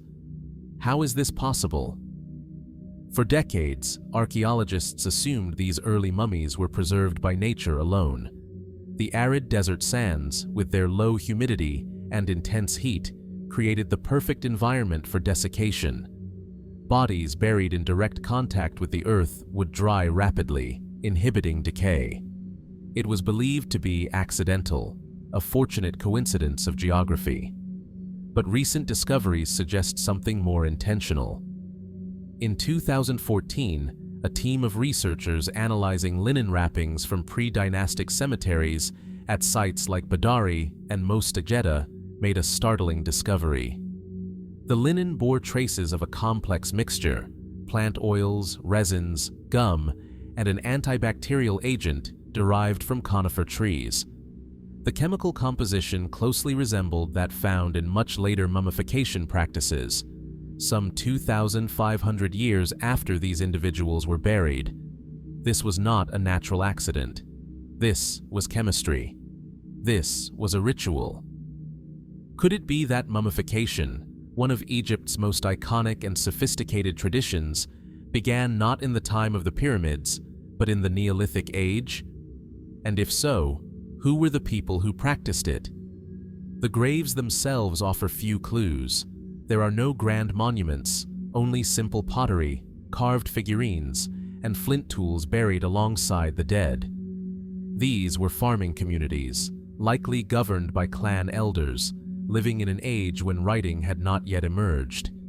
And yet, they treated their dead with care, selecting specific materials, wrapping the bodies with purpose, and applying a resinous mixture that seems far too advanced for its time. Where did this knowledge come from? Mainstream archaeologists propose that early Egyptian communities developed mummification through gradual experimentation, perhaps beginning with the realization that certain burial conditions preserved bodies better than others. Over time, these observations were ritualized, passed from one generation to the next, evolving into the complex embalming procedures of the Old and Middle Kingdoms. But the sophistication of the pre-dynastic resin mixtures complicates this theory. Some of the ingredients used, such as imported conifer resin, would not have been readily available in the Nile Valley. They suggest trade routes or resource networks far older than previously assumed. Did these early Egyptians travel great distances or exchange knowledge with other distant cultures to obtain these substances? There are whispers of older connections between early Egypt and the ancient peoples of the Levant, Mesopotamia, even the Nubian desert to the south. Could fragments of an even earlier tradition have made their way into the Nile Valley long before the pharaohs rose to power? Others wonder if this knowledge was not imported, but inherited. In a time before writing, how was such information passed down? Through oral tradition? Through ritual? Could this practice be a surviving remnant of a much earlier worldview, one that saw death not as an end, but as a transformation requiring preparation, preservation, and care? More speculative still are the theories that suggest pre-dynastic mummification was part of a lost spiritual system, an esoteric tradition deeply attuned to the cycles of life, death, and rebirth. These early burials often place the dead in fetal position, facing west, the direction of the setting sun. The symbolism is subtle, but powerful. It speaks of a belief in the afterlife long before Osiris or Ra were named. Were these people anticipating something greater, laying the spiritual and ritual groundwork for the grand civilization that would follow? Or were they preserving something, someone, because they believed the body still held power beyond death? To this day, pre-dynastic mummies remain rare. Most were destroyed by time, erosion, or looting. Those that survive are fragile, difficult to date, and often lacking context. And yet, they remain silent testaments to a mystery buried deeper than dynastic memory. A mystery that suggests that Egypt's mastery of death may not have begun in gilded tombs, but in quiet sands, under starlit skies, thousands of years before the first pyramid rose. So we ask, were these early mummifiers merely experimenting, or reviving something older? Something passed down from a forgotten chapter of human history? And if this knowledge existed before kings and kingdoms, then what else might have once lived in the silence before Egypt's recorded story begins? From the fragile linen wrappings of pre-dynastic graves, where silent hands first practiced the art of mummification, we now emerge onto a windswept plateau that once echoed with the sounds of chisels and sacred chants. Here, on the edge of the desert south of modern-day Cairo, lies one of the most ancient and layered burial grounds in all of Egypt. A place where time seems to fold in on itself, and where every stone whispers a different story. This is Saqqara, and at its heart, the mysterious expanse known as the Mastaba Fields. Spread across the necropolis like low stone islands jutting from a sea of sand, the mastabas, flat-roofed rectangular tombs with sloping sides, dot the landscape in quiet rows. At first glance, they may seem simple, modest compared to the pyramids, unassuming beside the towering step pyramid of Djedefre that dominates the horizon. But within these structures lies a profound enigma, one that predates the grandeur of kings, and perhaps even helped lay the foundation for Egypt's monumental age. The mastabas of Saqqara represent some of the oldest stone funerary architecture in the world. Their earliest forms date to the 1st and 2nd dynasties, more than 5,000 years ago, around 3000 BC. Many belonged not to pharaohs, but to high officials, priests, and members of the elite who served the state during its formative years. Their walls are carved with intricate scenes, hunting in the marshes, preparing offerings, lists of sacred goods for the afterlife. These were not just graves, they were portals, ritual spaces meant to sustain the soul across eternity. But what makes these Mastaba fields truly mysterious is not just their age or artistry, it's the sense that we still don't fully understand their original purpose. Why did the Egyptians begin with this architectural form? Why this shape, this orientation, this uniformity? And what compelled them, not long afterward, to transition so dramatically from mastabas to pyramids? The evolution appears sudden, as if something changed, some revelation, some shift in belief or royal ambition.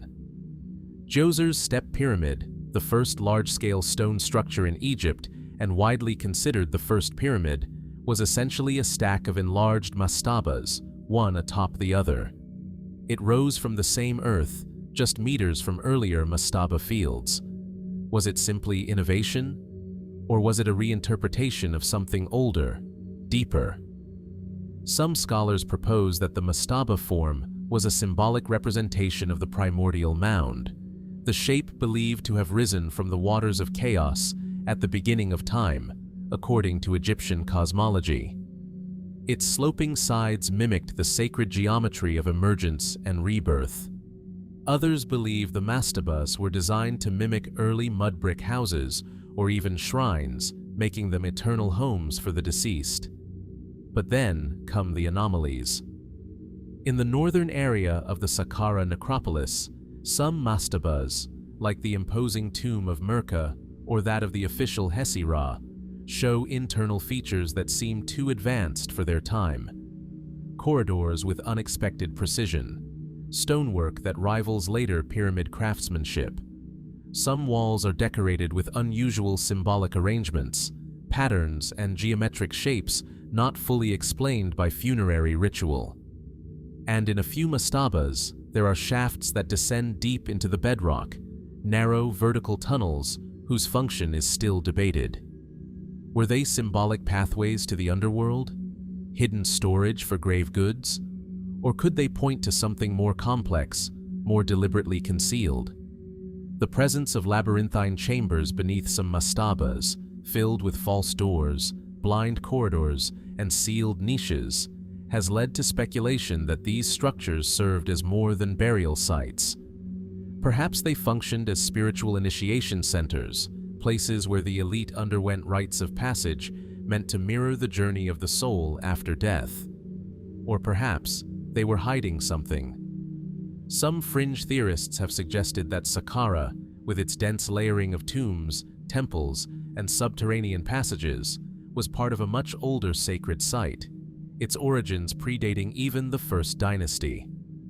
The uniform orientation of the mastabas, their alignment with celestial or cardinal directions, and the repetition of certain architectural ratios have all been interpreted by some as signs of inherited knowledge, echoes of an earlier, now lost system of sacred science. But mainstream archaeology urges caution. There is no definitive evidence that the mastabas themselves predate Egypt's early dynasties.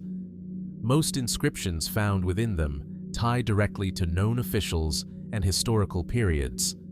And yet, the deeper one looks into Saqqara, the more elusive its story becomes. For instance, beneath the surface of the necropolis lie vast underground galleries, catacombs, and tunnels, some stretching for hundreds of meters. While many of these are attributed to later periods, particularly the late and Ptolemaic eras, their sheer scale suggests that Saqqara remained a site of intense religious significance long after Egypt's political capital shifted away. Why did this place hold such enduring spiritual weight? And why do so many of the mastabas appear clustered around invisible lines, suggesting a plan or a blueprint that modern researchers have yet to fully decode?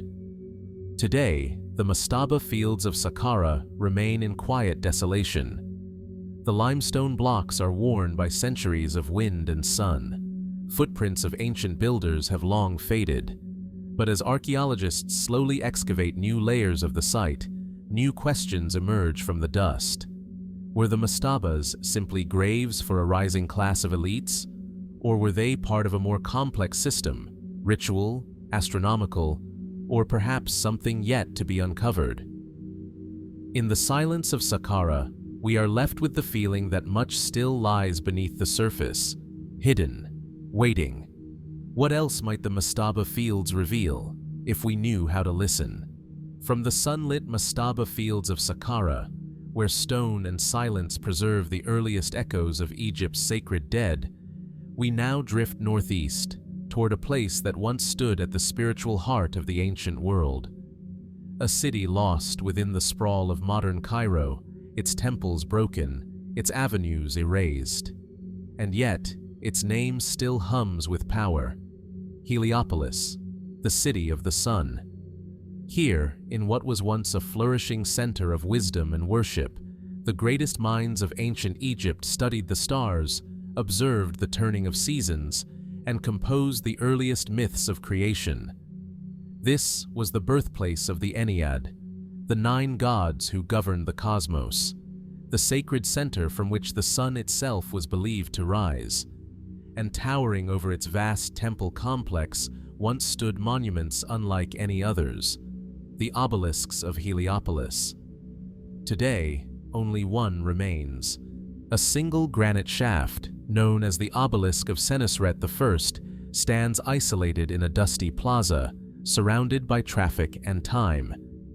It is the oldest surviving obelisk still in its original position, carved nearly 4,000 years ago during the 12th dynasty. Rising over 60 feet into the air, its sides are inscribed with hieroglyphs praising the king and the solar gods. But this lone sentinel is just a shadow of what once was. Historical records, inscriptions, and accounts from later periods suggest that Heliopolis once held dozens of obelisks, slender monoliths of red granite quarried from Aswan, polished to gleam in the sunlight, and raised to honor the sun god Ra. They lined temple courts, flanked sacred processional ways, and marked cosmological alignments with mathematical precision.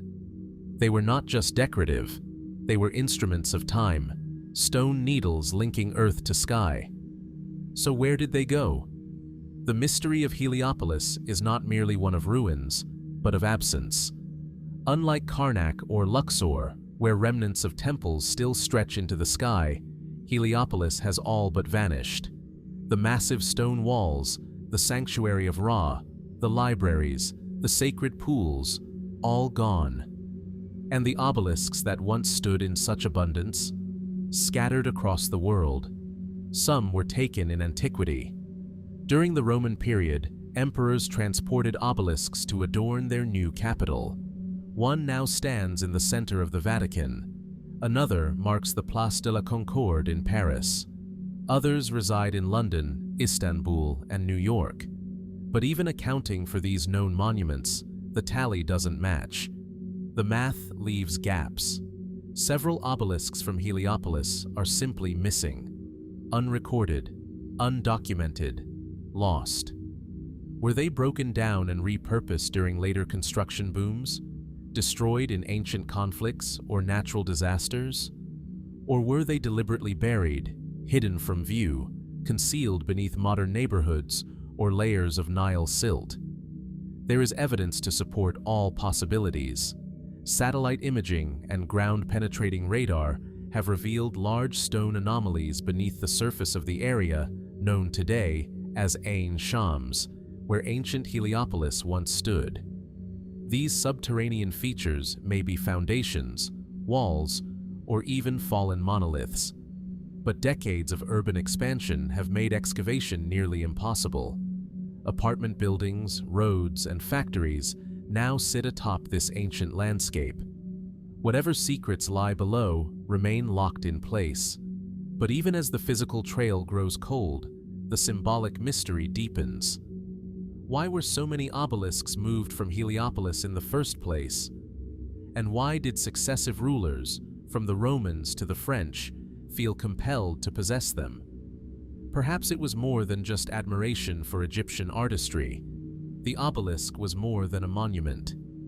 In Egyptian belief, it was the Benben, a symbol of the first land to emerge from the primeval waters of chaos.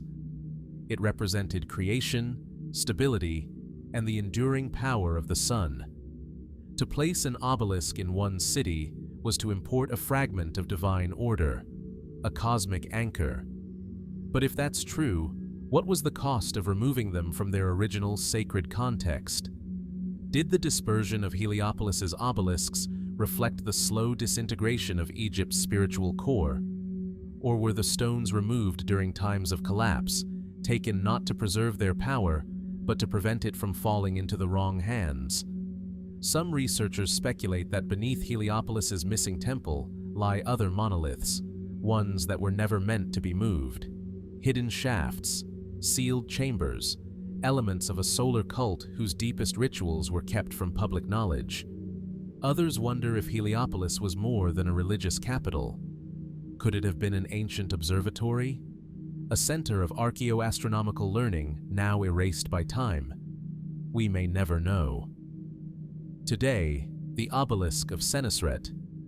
I stands alone, unprotected, uncelebrated, surrounded by concrete and noise.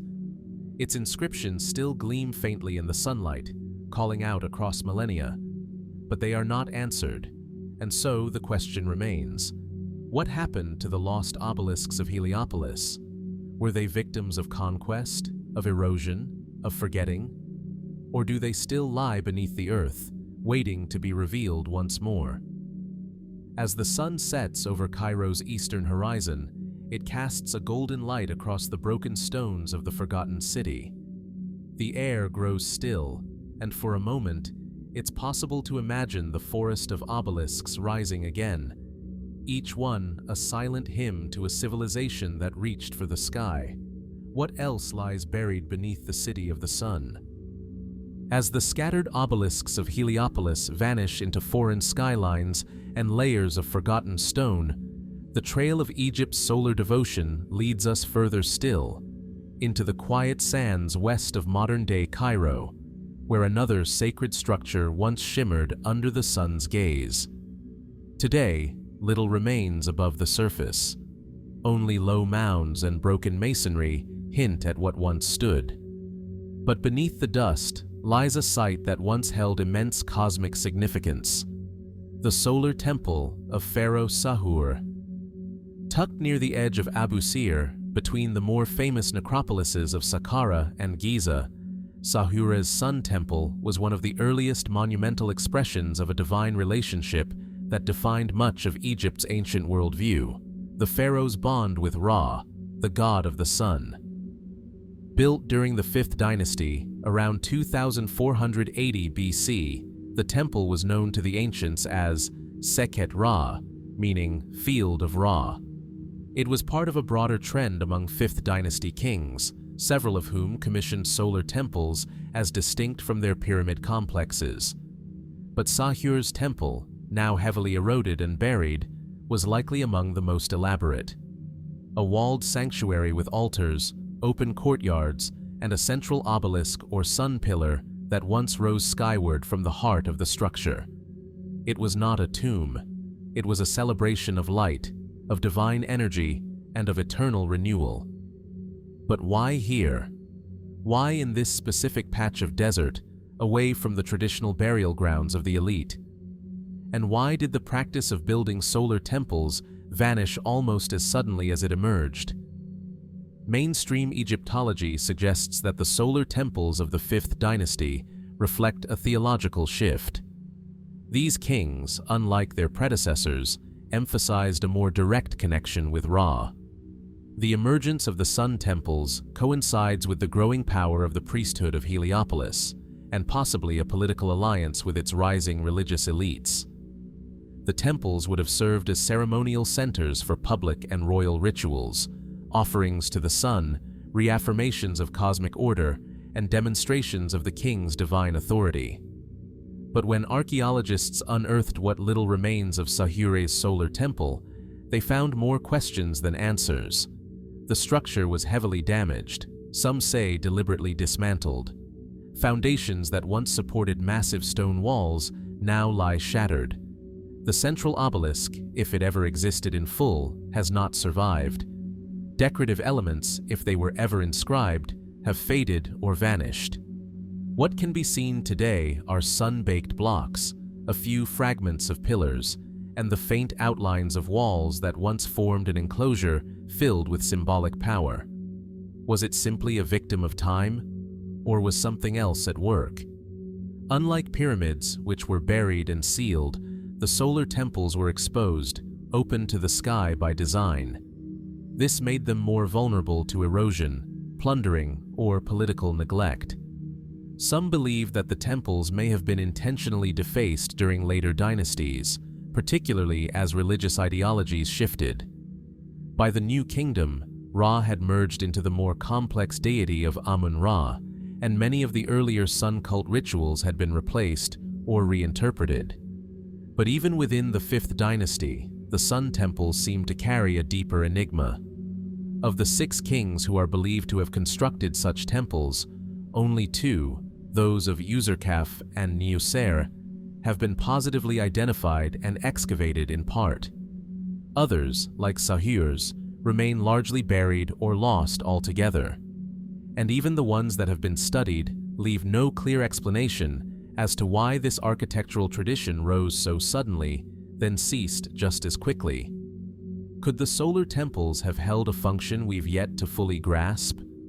Some researchers propose that they may have operated as observational tools, early solar observatories that marked the movement of the sun through the seasons, used for agricultural planning or ritual alignment. Others suggest they were meant to harness symbolic energy, their obelisks acting as spiritual beacons, channeling divine light into the physical realm. A few more speculative voices ask whether these temples were part of a forgotten technological tradition, structures that worked in tandem with Egypt's sacred geometry and knowledge of celestial mechanics. If so, what knowledge has been lost with the stones? The name Field of Ra itself invites reflection. Was the temple merely a stage for ceremonial offerings, or did the ancient Egyptians believe this was a true field of divine presence, a liminal zone where the physical and celestial worlds met? Today, Sahure's sun temple remains inaccessible to the public, overgrown and unexcavated in many parts. It rests beneath layers of earth, time, and modern obscurity, a monument to the sun, hidden from the sun. And so we are left with a paradox, a temple built for light, now lost in shadow. A structure meant to proclaim the eternal presence of the sun god, now known only through fragments, footnotes, and broken stone. What happened to the solar temple of Sahure? Why was it built with such intention, then left to disappear? And what truths about Egypt's understanding of the cosmos of life, kingship, light, might still lie buried in the sand? As the sun sets over Abu Sir, casting long shadows over the desert, one is reminded that even the most radiant monuments can vanish, and that sometimes the brightest mysteries leave the faintest traces behind. As the fading sun retreats behind the sands of Abu Sir, leaving the solar temple of Sahure cloaked in quiet mystery, we turn now to a different kind of artifact, smaller in scale, yet steeped in an equally enigmatic aura. These are not grand monuments or towering obelisks, but slender, carved objects once tucked into burial goods, clutched in the hands of the dead, or hidden beneath linen wrappings. They are known as wands of protection, and they carry with them the echoes of a spiritual world still barely understood. Most of these curved wands, typically crafted from hippopotamus ivory, were discovered in tombs dating from the Middle Kingdom, roughly between 2050 and 1650 BC. Yet their style, symbolism, and function suggest far older roots. Each wand, no more than a foot in length, is intricately inscribed with scenes of fantastical beings, hieroglyphic invocations, and most curiously, an array of animal-headed figures that seem to walk a fine line between the mythic and the otherworldly. Jackal-headed guardians, serpent-tailed creatures, lion-faced deities flanked by wielders of knives. These are not representations of the major gods of Egypt, Ra, Osiris, or Isis, but a different pantheon entirely. Figures without temples, without mythology, whose roles seem bound more to magic than theology. What were these beings meant to do? And who, or what, did they protect against?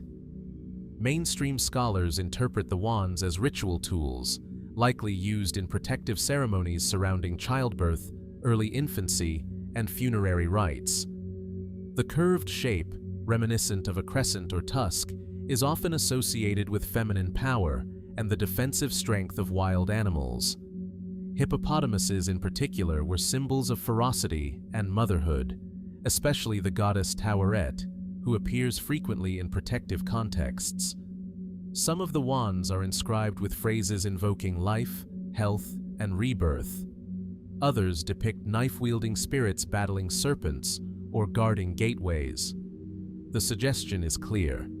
These objects served as spiritual shields, crafted to guard the vulnerable from unseen forces. Forces not just of illness or danger, but of chaos itself. Yet despite the common themes of protection and rebirth, the figures carved into these wands remain elusive. Many are composite beings, part animal, part human, whose features do not appear in traditional temple art. Some hold serpents or staffs, others seem to move in pairs, guarding doorways or enclosing sacred space. Their forms suggest motion, intention, even personality, but not identity. Who were these entities? Were they personal guardians, summoned through ritual and given form in ivory? Or were they echoes of a forgotten belief system, preserved only through these surviving talismans? Some researchers have suggested that the wands represent beings from the liminal spaces of Egyptian cosmology, the thresholds between life and death, between birth and the afterlife.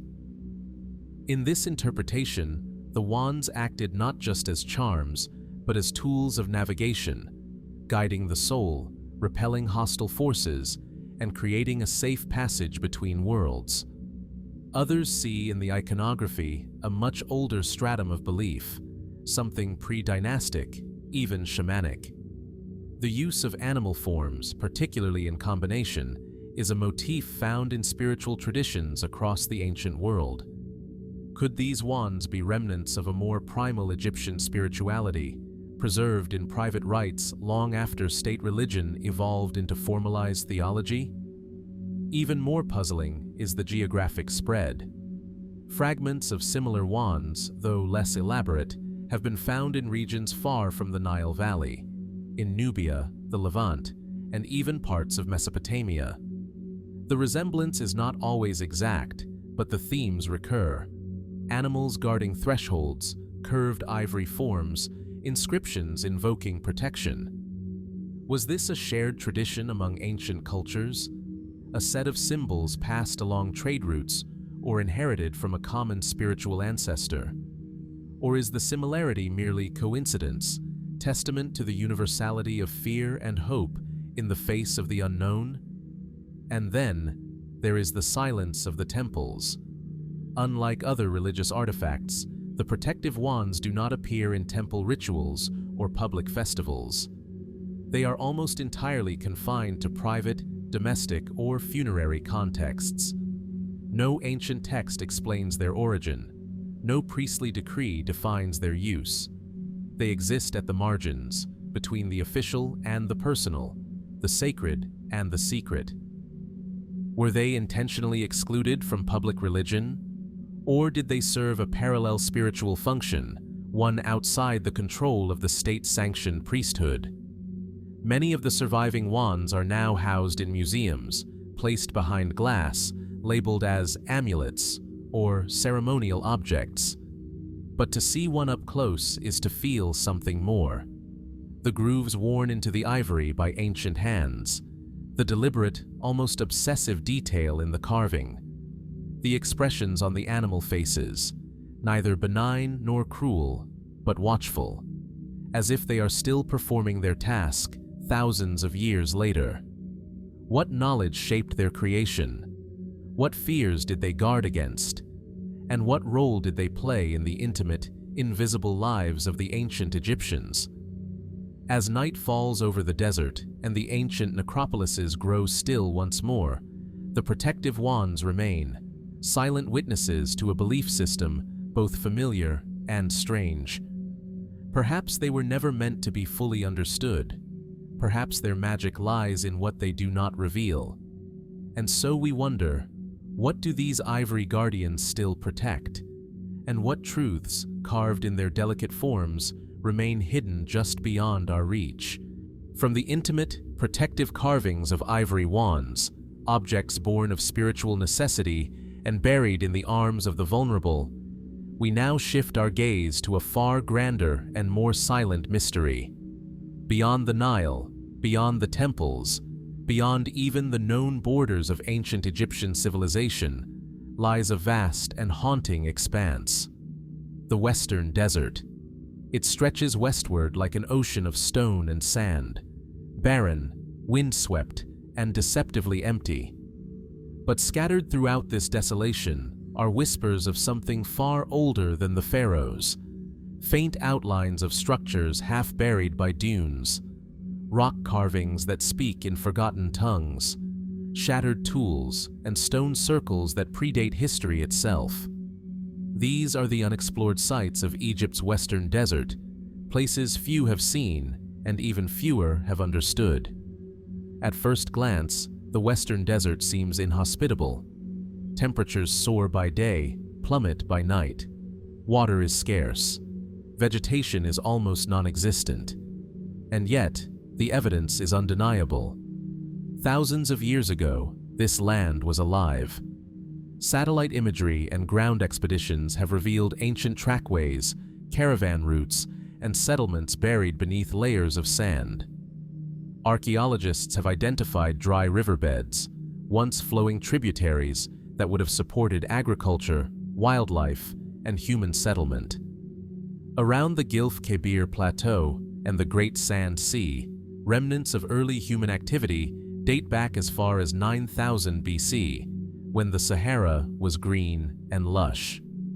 One of the most enigmatic sites in this forgotten landscape is Merneptah Playa. Located near the modern-day border with Sudan, Merneptah is a prehistoric ceremonial center that challenges our understanding of time. Here, megalithic stones, some weighing several tons, were arranged in precise patterns that appear to mark astronomical alignments. A central circle, often compared to Stonehenge, aligns with the summer solstice sunrise. Radiating spokes suggest knowledge of the cardinal directions, and certain arrangements may even correspond to the rising of specific stars in Orion's belt. But Merneptah dates to at least 6000 BC, thousands of years before the pyramids, before hieroglyphs, before the unified Egyptian state. Who built it? And how did they possess such sophisticated understanding of the heavens? Mainstream theories suggest that these were early cattle herders, part of a mobile pastoral culture that migrated across the Sahara during its brief wet phase. They may have used the sky as a calendar, tracking the seasons to guide grazing patterns. The monument, in this view, was both practical and spiritual, a gathering place that blended observation and ceremony. But not all researchers are satisfied with this explanation. The precision of the alignments, the scale of the labor involved, and the symbolic parallels with later Egyptian religious motifs, particularly the association with Orion and the afterlife, have led some to speculate that Merneptah Playa was not an isolated invention, but part of a deeper cultural lineage, a precursor to the cosmology that would later dominate Egyptian thought. Could the builders of Merneptah have been the intellectual ancestors of the pyramid architects? Or were they drawing on an even older tradition, one now lost to time and sand? And Merneptah is not alone. Throughout the Western Desert, explorers have stumbled upon petroglyphs, rock carvings of animals no longer found in the region: giraffes, elephants, even crocodiles. These are not idle doodles. Many are etched with care, spaced evenly, arranged in groupings that hint at ritual or storytelling. At sites like the Cave of Swimmers in the Gilf Kabir, haunting human figures seem to drift across the walls, arms outstretched as if suspended in water.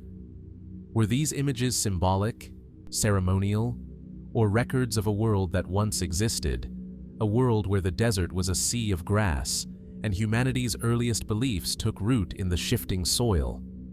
More recently, archaeological teams have uncovered mud brick structures, storage pits, and possible burial sites scattered across the desert's edge. But many of these remain unstudied, hidden not just by geography, but by political instability, extreme conditions, and lack of funding. What lies beneath the dunes? Are there temples, cities, or even forgotten civilizations waiting to be rediscovered? Some researchers believe the desert may conceal the remains of entire cultures, ones that rose and fell before dynastic Egypt emerged. Cultures whose memory survives only as myths embedded in later Egyptian stories of gods who ruled before men, of golden ages buried beneath the horizon. More speculative theories propose even more radical ideas. Could the Western Desert be the missing link between Egypt and other ancient centers of knowledge? Did knowledge flow westward from the Nile, or eastward from deeper Africa? Or did it rise, briefly and brightly, in these now desolate lands, only to be swept away by climate collapse, leaving only monuments to mark their passing? Mainstream archaeology remains cautious, grounded in what the evidence can support. But even here, the silence speaks volumes. The Western Desert has been only lightly explored. Much of its potential remains buried, unexamined, undocumented. A few expeditions, a scattering of surveys, hardly enough to map a region the size of a small country. And with every shifting dune, the past slips further from reach. Yet the landscape still calls. Even in its emptiness, the Western Desert suggests something vast and unresolved, a place where time bends, and the boundary between history and prehistory blurs. What was Egypt before Egypt? Who were the desert people who looked to the stars, raised stones in alignment with celestial rhythms, and vanished before the world took notice? Perhaps their voices are still there, etched in stone, waiting to be heard, waiting for the sand to shift just enough to reveal the next forgotten chapter. From the windswept silence of Egypt's Western Desert, where ancient roads vanish into sand and stars guided the forgotten, our journey now returns to stone, to carved chambers nestled deep within the bedrock of Egypt's necropolises. Inside, tombs built not for the living, but for eternity, there is a recurring presence, a shape carved into the walls like an architectural illusion. It is not a doorway in the physical sense. There is no passage, no threshold, but a symbol, chiseled with purpose. A portal not meant to open into this world. These are the so-called false doors. Found throughout the Old Kingdom and beyond, these carved panels appear most often in mastabas and elite tombs, particularly between the 3rd and 6th dynasties, around 2700 to 2200 BC. They vary in size and complexity. Some are simple stelae, others are elaborately framed with columns, offering tables, and inscribed prayers. But they all share a common visual vocabulary, a central niche or panel, often flanked by decorative elements that suggest a doorframe. And most curiously, they are placed in walls that lead nowhere. At first glance, the false door seems symbolic, perhaps decorative. But for the ancient Egyptians, it was much more than that. It was believed to be the point of contact between the world of the living and the world of the dead. A threshold through which the Ka, the spiritual essence of a person, could pass. Offerings left by relatives, bread, beer, incense, water, were placed before these doors so that the deceased could absorb their essence, nourished by remembrance and ritual. Mainstream Egyptology supports this view. The false door was a sacred technology, a metaphysical conduit between dimensions. It wasn't designed to be used in the physical sense. It was a door for the soul, not the body. Yet the physical care and craftsmanship devoted to these false doors suggest a deeper complexity. Why construct something with such material precision, carved into limestone, aligned to cardinal points, and inscribed with elaborate texts, if it were only symbolic? Some false doors are positioned with astonishing architectural precision, aligned with shafts that run deep into the tomb, or placed directly opposite offering chapels lit by the rising sun. The orientation appears intentional, suggesting that they weren't merely decorative carvings, but functional elements in a ritual system that may have included sound, light, and sacred geometry. What exactly did the Egyptians believe was happening at the false door? Some scholars propose that the space around the door was used in ritual reenactments. Priests or family members might perform gestures, recite prayers, or make offerings at specific times of day, seasons, or celestial alignments. The door served as a focal point, a site where the realms intersected, if only briefly. But there are no complete records of how such ceremonies were performed. We are left with inscriptions, imagery, and structures whose full meaning has faded like pigment on stone. And then come the stranger patterns. Some false doors appear in unexpected places, hidden in side chambers, placed in tombs with no other elaborate decoration, or inscribed with figures that do not represent the tomb's occupant. There are cases where multiple false doors are found in a single tomb, sometimes facing each other across a narrow space, as if forming a passage for something unseen. Were these merely symbolic redundancies? Or did they mark specific metaphysical zones, spaces intended for movement, communication, or perhaps even containment? A few fringe theorists have proposed more speculative possibilities. Could the false doors represent more than spiritual access points? Might they have functioned as cognitive tools, architectural focal points meant to induce altered states of awareness in the living? A place where mourning became communion, where ritual intention shaped perception. Others point to the resonance of carved stone, suggesting that chanting or ritual music within the tomb's architecture, focused on the false door, could have created specific acoustic effects. Could sound, architecture, and belief have been deliberately combined to simulate or facilitate an encounter with the beyond? In one notable example, the Tomb of Ti at Saqqara, dated to the 5th dynasty, features a highly detailed false door surrounded by vibrant reliefs of daily life: cattle herding, boat building, harvesting. The contrast is striking. While the scenes depict motion and activity, the false door remains still, framed and separate, as if it observes silently from another realm. What was Ti trying to communicate about his continued presence in the world? What did he hope to receive, or to return, through that carved threshold? And then, there's the question of who had access to these doorways. Were they meant only for the deceased? Or could certain individuals, priests, initiates, or family members, interact with the spirit realm through these portals in meaningful ways? The Egyptians never saw death as an ending. It was a transition, a shift into another phase of being that required guidance, offerings, and sacred architecture. The false door was not a metaphor, it was a mechanism, a piece of spiritual infrastructure. But how exactly did it work? Today, many false doors are worn and eroded. The chapels are empty, the offerings long vanished. The names etched into stone are silent, their voices forgotten. Yet the doors remain, uncannily intact, standing in stone corridors that lead nowhere and everywhere. They remind us that for the ancient Egyptians, The boundaries between life and death were never as solid as we imagine. That the soul, like the desert wind, needed a way to return, a way to pass through. And so we ask, what passed through these doors?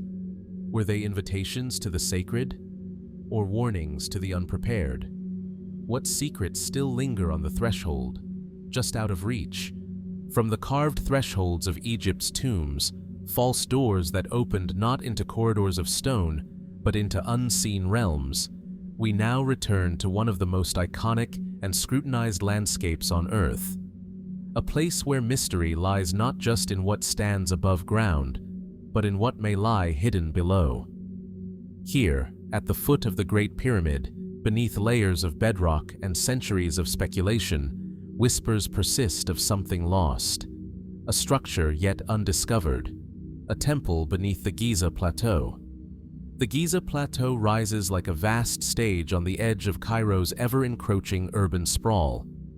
The pyramids of Khufu, Khafre, and Menkaure dominate the skyline, monuments of stone that have stood for over 4,000 years.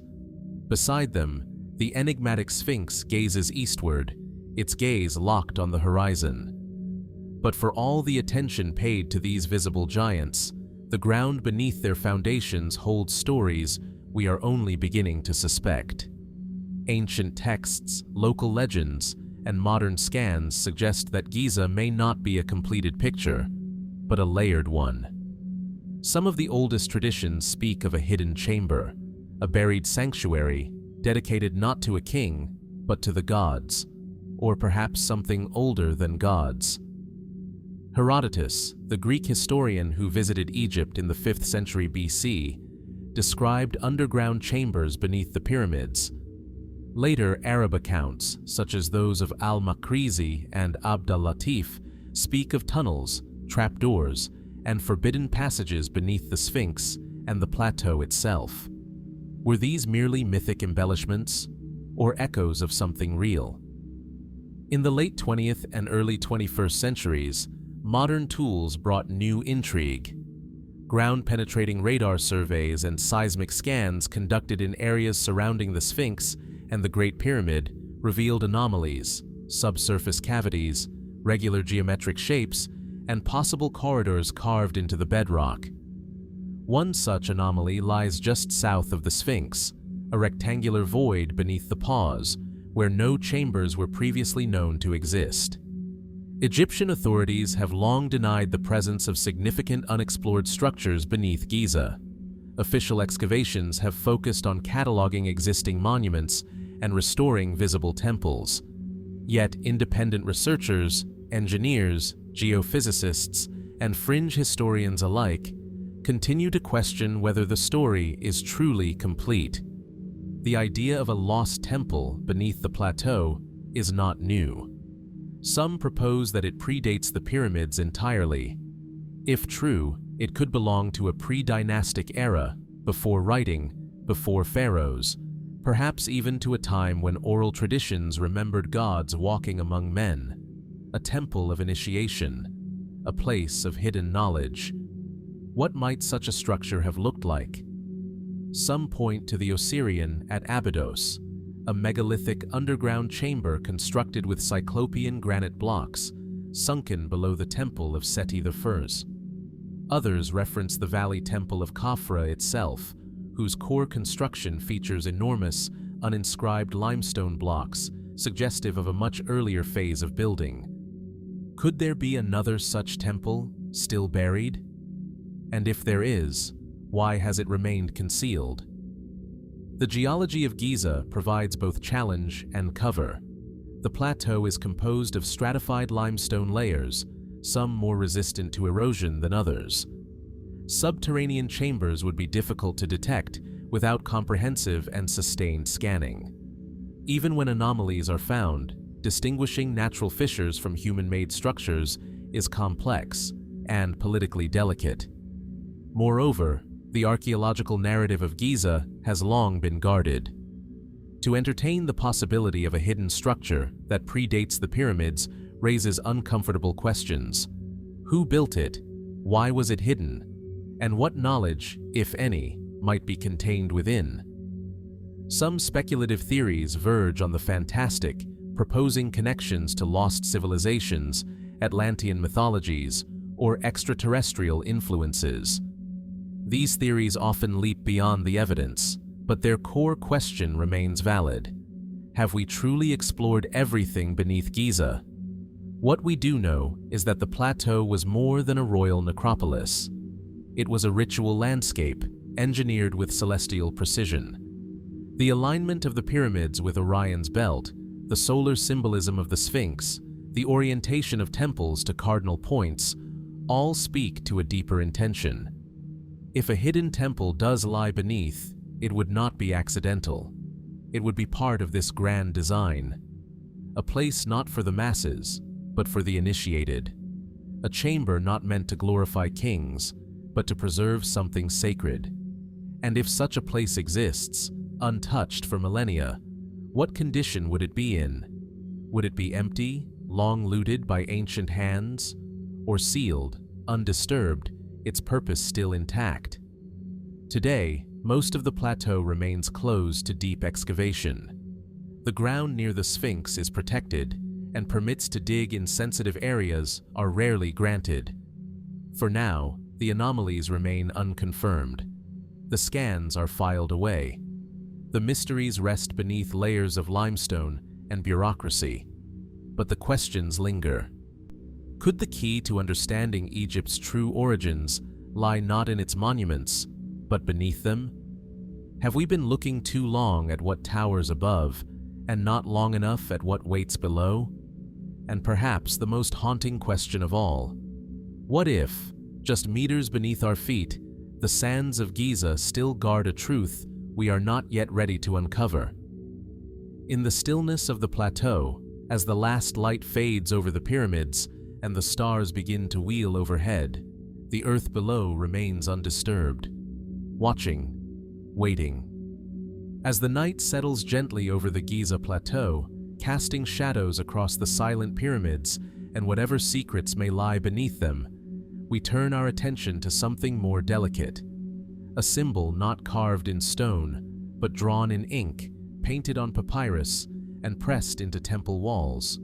A flower, the Nymphea caerulea, the sacred blue lotus. It appears everywhere in ancient Egyptian art, clutched in the hands of gods, emerging from the mouths of kings, blooming beside the sun god in scenes of cosmic rebirth.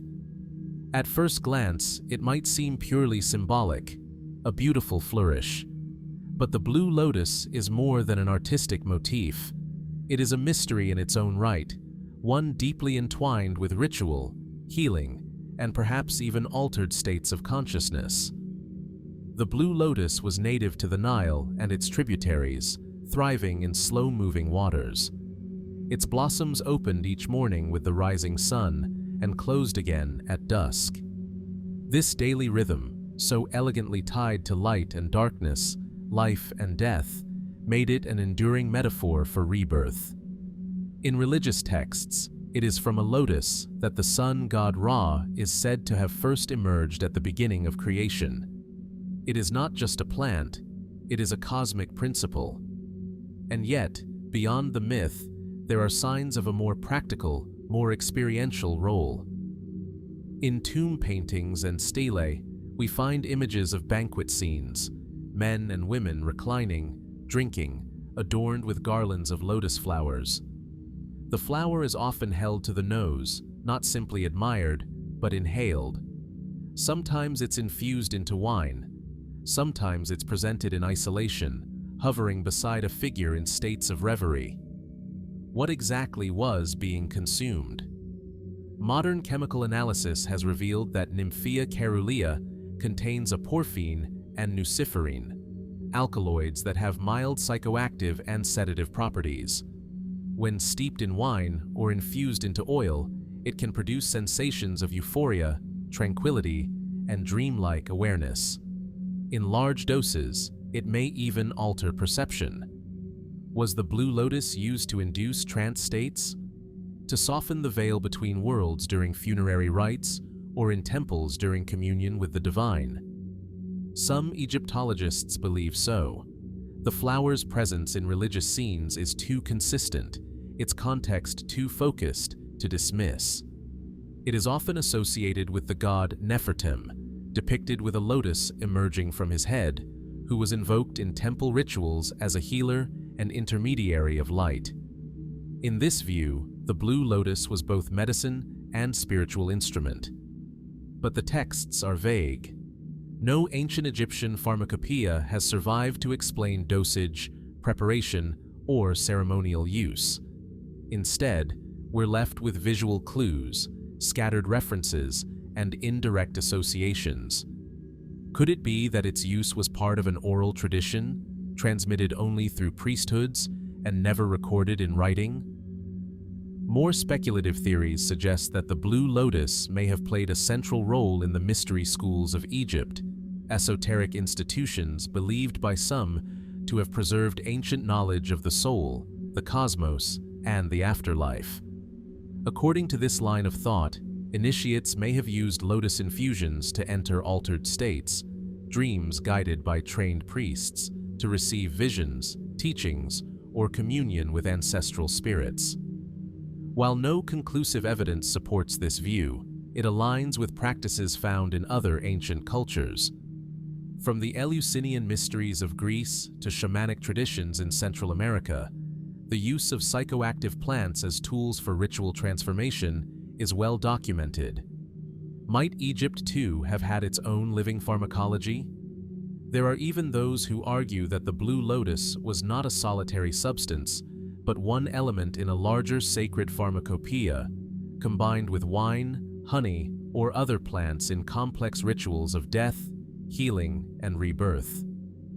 Could this explain the recurrence of certain motifs, scenes of music, perfume, and ecstatic movement around blue lotus imagery? The truth remains elusive. Despite the plant's unmistakable presence in Egypt's visual language, hard evidence of its ritual use remains just out of reach. Archaeobotanical remains are rare. Ancient wine jars, even those with lotus residue, are often too degraded to yield full chemical profiles. And without textual confirmation, the line between ceremony and symbolism remains blurred. What we are left with is a flower that defies simplicity. It is at once sacred and sensual, mythic and medicinal. It represents creation and decay, the light of the sun and the stillness of water. And always, it is placed in the most charged moments, in the hands of the dead, at the birth of gods, in the banquets of eternity. Did the Egyptians simply love its scent and symbolism, or did they understand something about its effects that we have forgotten? As the petals of the blue lotus open again in the mind's eye, it invites us to look beyond the visible, to imagine ritual not just as performance, but as experience, and to consider that the greatest mysteries may not be found only in temples or tombs, but in the quiet, floating blossoms of the Nile, gently opening toward the sun. What dreams did the ancients see when they drank from this sacred flower? And what truths might still lie hidden in its delicate, blue bloom? As the image of the blue lotus fades, a symbol of transcendence, quietly blooming upon the waters of the Nile, we return once more to Giza. But this time, not to what lies beneath or beyond, but to what lies within. Rising from the limestone bedrock in precise, deliberate symmetry, the Great Pyramid of Khufu stands not only as the oldest of the 7 wonders of the ancient world, but also its most enduring mystery. For millennia, it has towered over the desert, a mountain of 2.3 million stone blocks, each placed with astonishing precision. Scholars have studied its angles, debated its proportions, mapped its corridors and chambers. And yet, even after centuries of exploration, one question continues to deepen rather than resolve. What is hidden inside? In 2017, a new chapter in the mystery was opened, not through excavation, but through particle physics. Using a non-invasive technique known as muon radiography, where cosmic particles known as muons are tracked as they pass through solid stone, researchers from the Scan Pyramids project identified an anomaly. A void, a space approximately 30 meters long, positioned above the Grand Gallery and sealed within the core of the pyramid. It was not known from previous maps or architectural models. It had no connection to known passageways, no inscription, no entrance. It appeared to be completely isolated. The discovery sent a ripple through both the academic world and the public imagination. For the first time in centuries, we had found a new space within Khufu's pyramid, something untouched, unseen, and unknown. But what is it? Mainstream Egyptologists were quick to offer cautious interpretations. Some suggested that the void might simply be a relieving chamber, an architectural necessity to reduce the weight of the stone above the Grand Gallery. Others proposed that it could be part of the internal ramp theory, a hypothesized construction method that involved spiraling corridors built within the pyramid rather than outside. But the shape and scale of the void raised eyebrows. A relieving space, perhaps, but 30 meters in length? That would make it comparable in size to the Grand Gallery itself. Its symmetry, its positioning along the central axis of the pyramid, these elements suggest intentionality. If not structural, then what? Some researchers have proposed that the chamber may have held symbolic or ritual significance. The pyramid was, after all, more than a tomb. It was a machine of resurrection, a spiritual engine designed to propel the pharaoh's soul into the afterlife. Every angle, every alignment, every passage had meaning. Could this mysterious void have played a role in that cosmic journey? Was it a storage space for sacred objects, items necessary for the pharaoh's transformation that were sealed away and never meant to be retrieved? Or was it a symbolic chamber, a duat within the stone, echoing the mythic passage through the underworld? And then, of course, there are the more speculative theories. Some suggest the chamber could be the legendary Hall of Records, a hypothetical archive said to contain lost knowledge from a forgotten civilization. While most mainstream scholars dismiss this idea as pure myth, it persists in fringe circles, fueled by tantalizing gaps in our understanding and the still undiscovered contents of the pyramid's hidden spaces. Others wonder whether the void was meant to be accessed at all. Could it have been a chamber not for humans, but for gods? Or for rituals conducted remotely, perhaps through resonance, light, or vibration? For now, the chamber remains sealed. No tunnels lead to it. No probes have entered. Egyptian authorities have, so far, restricted further exploration, citing the need for preservation and caution. The mystery remains, quite literally, out of reach. And yet, the questions refuse to disappear. This is not the first unknown space discovered inside the Great Pyramid. In the 19th century, tiny air shafts were found leading from the king's and queen's chambers to the outer surface of the pyramid. Their function remains debated. Ventilation, star alignments, spiritual escape routes. In 2002, a robotic probe exploring one of these shafts encountered a small stone door fitted with copper handles. Beyond it, another chamber, another sealed space, another question.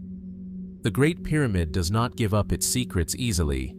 Each discovery deepens the enigma rather than resolves it. It is worth remembering that Khufu's burial chamber itself contains no inscriptions, no sarcophagus lid, no funerary text, no evidence, in fact, that a burial ever took place. Some believe the pharaoh's body was stolen in antiquity. Others believe it was never placed there at all. Was the pyramid a tomb, or something else entirely? The newly discovered void challenges our assumptions. It reminds us that even within the most studied structure in the ancient world, there is room for surprise. And so we are left with a silent, hidden chamber. 30 meters of darkness sealed in stone, hovering above a pathway once walked by builders, priests, perhaps even kings. What lies inside? Stone? Air? Something more? We do not yet know. But perhaps that is what the pyramid has always offered us. Not just answers, but invitation. To wonder, to imagine, to seek. What else lies within the heart of Khufu's pyramid, waiting in the quiet for us to listen? From the hidden void within Khufu's pyramid, a silent chamber sealed in stone, we turn now to two smaller, more familiar objects. Symbols often overlooked for their ubiquity, yet steeped in layers of meaning that remain, to this day, partially veiled. Found in tomb paintings, statues, reliefs, and sacred iconography, they are always held tightly in the arms of the Pharaoh, the Heka and the Nekaka, the Crook and Flail. Crossed over the chest of kings, carved into sarcophagi, or grasped by the god Osiris himself, these tools are among the most instantly recognizable emblems of ancient Egyptian authority. And yet, while their form is clear, their full significance, their true ceremonial purpose, remains one of Egypt's quieter mysteries. The crook, curved at the end like a shepherd's staff. The flail, composed of 3 strands, knotted and bound. Together, they represent rulership. But perhaps something more. The standard interpretation sees the crook as a symbol of guidance. The shepherd's tool, used to lead the flock, to protect and direct. The flail, meanwhile, is often associated with discipline or kingship over agriculture, a symbol of fertility tied to the threshing of grain. In this reading, the pharaoh holds both mercy and justice, sustenance and command. But look closer, and questions begin to arise. The flail, as it appears in art and sculpture, bears little resemblance to the flails used for agriculture. It is not the broad implement used to beat wheat or barley. It is more compact, more abstract. Its strands are often rendered stiff, even stylized, their true material unknown. Nor does it resemble any known weapon of war. What, then, was it? And the crook, though more visually aligned with the shepherd's tool, is never depicted in use. It is always held upright, across the chest, close to the body. Reverent, almost defensive. Was it truly meant to represent animal husbandry? Or did it have a more sacred function? We know that both the crook and flail were already associated with power during Egypt's earliest dynasties, as far back as 3000 BC. They appear in the hands of Osiris in some of the oldest known depictions, long before many other gods acquired their standard iconography. This has led some scholars to propose that these were not just royal regalia, they were instruments of divine legitimacy, relics inherited from a mythic past when gods ruled the land. Could they have been ritual objects before they were political ones? One possibility is that the crook and flail were not symbolic at all, but functional, used in temple rituals, perhaps during the coronation or rejuvenation ceremonies of the king. The said festival, a renewal rite held in the 30th year of a pharaoh's reign, often included the re-donning of these items, a symbolic rebirth of kingship. But the precise role they played in these rites is unrecorded. The priests who enacted these mysteries left behind no manuals, no instructions, only images. And so we are left to reconstruct from context. In many tombs, the crook and flail are placed upon the mummy, reinforcing the belief that the king remained ruler even in death. In statues, they appear not only in the hands of kings, but of gods, Osiris, Anubis, even Horus. Were they tools of judgment, instruments of spiritual control? A more speculative interpretation links the crook and flail to cosmic balance. In this view, the pharaoh did not merely rule the people, he maintained Mayat, the divine order of the universe. The crook guided the soul, the flail regulated the forces of nature. One hand for the seen world, the other for the unseen. Still others looked to the material. Though most surviving crooks and flails are depicted in reliefs or statues, a few physical examples have been uncovered, notably in the tomb of Tutankhamun. His crook and flail were crafted from gold and blue glass, inlaid with lapis lazuli, precious materials associated with the heavens. This celestial composition has led some to suggest that the regalia had astrological significance, acting as symbolic instruments of the sky. Perhaps they aligned with constellations. Perhaps they echoed rituals once performed under certain star patterns, long forgotten by the time of the New Kingdom. Even more tantalizing is the possibility that the crook and flail were once part of an ancient liturgical toolkit, belonging to a class of ritual objects that predate recorded history. Objects with original functions that were lost as myth overtook memory. Could they have once been used in the navigation of trance states, or to mark boundaries between sacred and profane space? The absence of definitive texts is striking. For all Egypt's monumental inscriptions and ritual books, the crook and flail remain unexplained. They are shown again and again in art, but never discussed directly. Their meanings are suggested, never defined. It is as if their power was so self-evident that no elaboration was needed, or as if that knowledge was meant to remain hidden. Perhaps the crook and flail were never meant to be understood by the masses. Perhaps their power lay not in what they did, but in what they represented to those who knew. Today, they remain icons. Museum visitors walk past them without a second glance, absorbed by gold masks and sarcophagi. Yet these two simple shapes, the curve and the strike, carry within them a coded language of ancient sovereignty, divine order, and spiritual guardianship. Why were they always crossed? Why always silent? And what does it mean that, even now, we do not truly know what they were meant to do? In the quiet halls of forgotten temples, in the still air of sealed tombs, perhaps the answers remain, written not in words, but in the posture of a king, hands crossed over his heart, holding symbols of a power we have yet to fully remember. From the tightly held regalia of the Pharaoh, the crook and flail, crossed in solemn silence, we move now to a far older enigma, hidden in the arid plains, where Egypt's cultivated lands begin to dissolve into the vast, empty desert. South of Cairo, near the lush basin of the Fayum Depression, ancient lines stretch across the sand.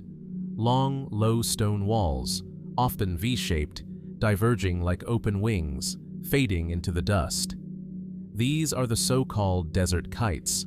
Their name, kite, comes not from Egyptian antiquity, but from the aerial photographs taken in the early 20th century, when pilots flying reconnaissance missions over the Middle East first noticed these strange geometric forms. From the sky, they resemble vast kites, two converging lines leading to a central enclosure, sometimes miles in length. They appear across arid regions of North Africa and the Arabian Peninsula, but in Egypt, their presence near Fayum poses a quiet mystery, one that has only recently drawn renewed attention. On foot, the structures are nearly invisible. Their walls, often no more than half a meter high, blend into the surrounding rock and sand.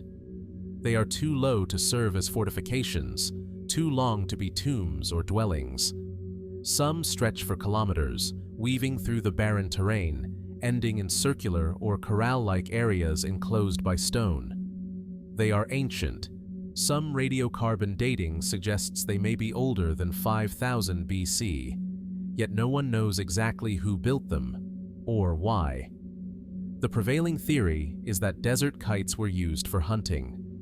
According to this view, the long stone arms would guide wild animals, gazelle, oryx, perhaps even now extinct species, into the enclosures, where hunters could trap or kill them more easily. The structures would have functioned as massive funneling systems, invisible enough not to alarm prey until it was too late to escape.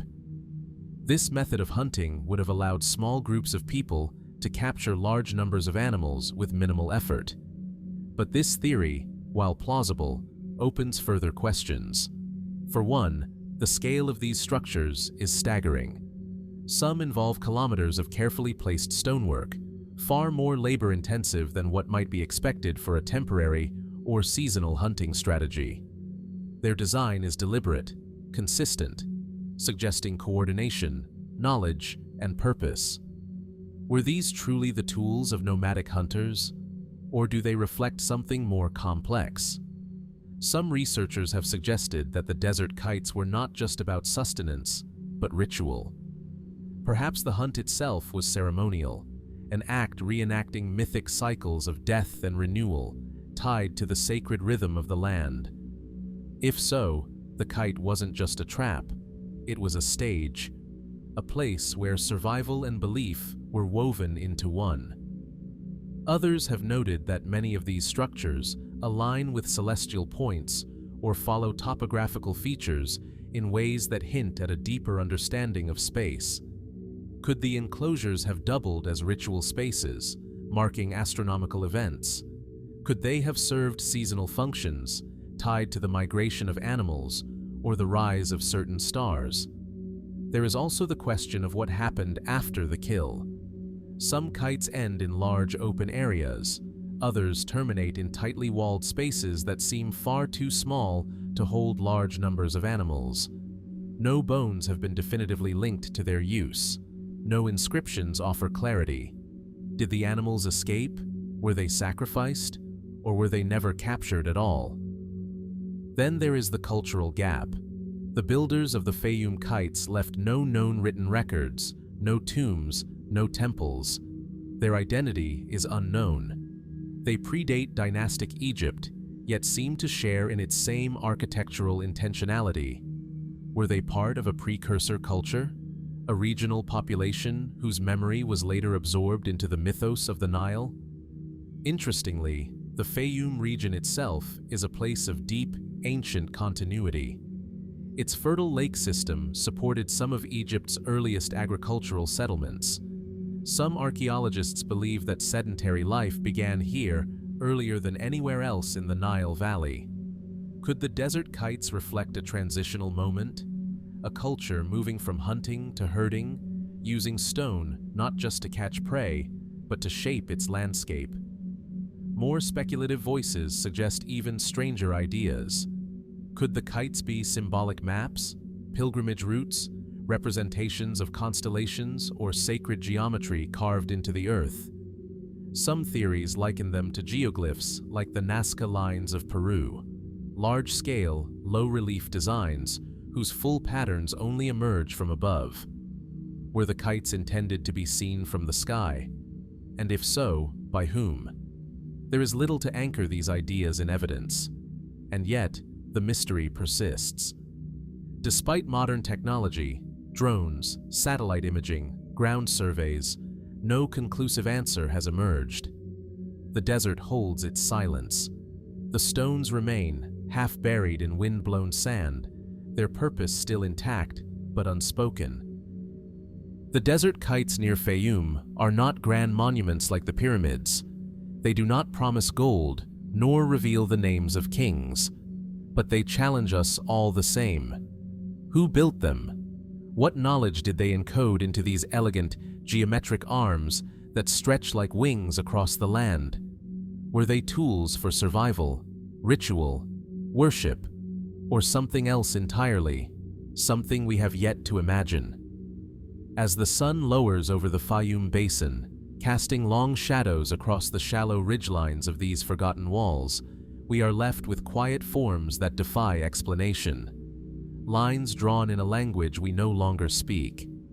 What story were the stones trying to tell? And what lies just beyond their reach, still waiting to be understood?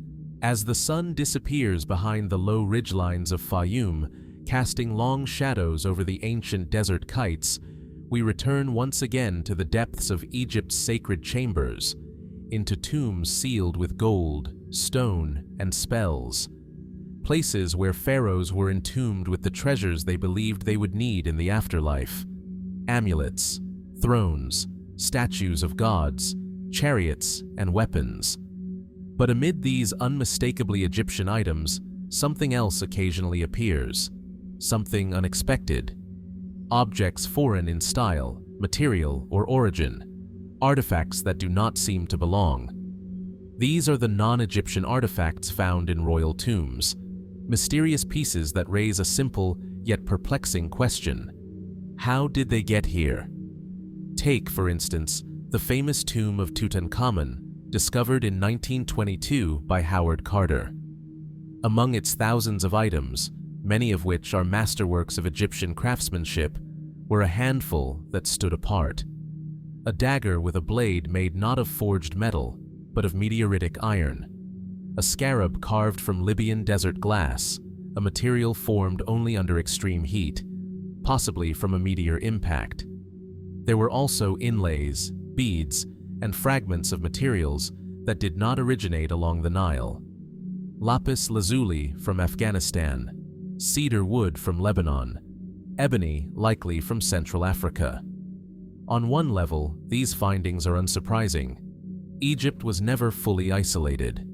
From the early dynastic period, it traded extensively with neighboring cultures, Byblos, Nubia, Punt, and later the Mycenaeans and Hittites. Caravans and river barges moved goods in and out of the empire. The presence of foreign materials, then, could simply reflect this rich web of economic and diplomatic exchange. But not all anomalies are so easily explained. Some artifacts defy not just geographical expectations, but chronological ones. At Abydos and Saqqara, tombs from the Old and Middle Kingdoms have yielded beads made from materials not believed to have been traded until centuries later. The techniques used in crafting certain gold filigree or inlaid stones resemble methods more common to Mesopotamian or Anatolian traditions than native Egyptian styles of the same period. In other cases, small figurines or decorative motifs echo iconography found far beyond Egypt's borders.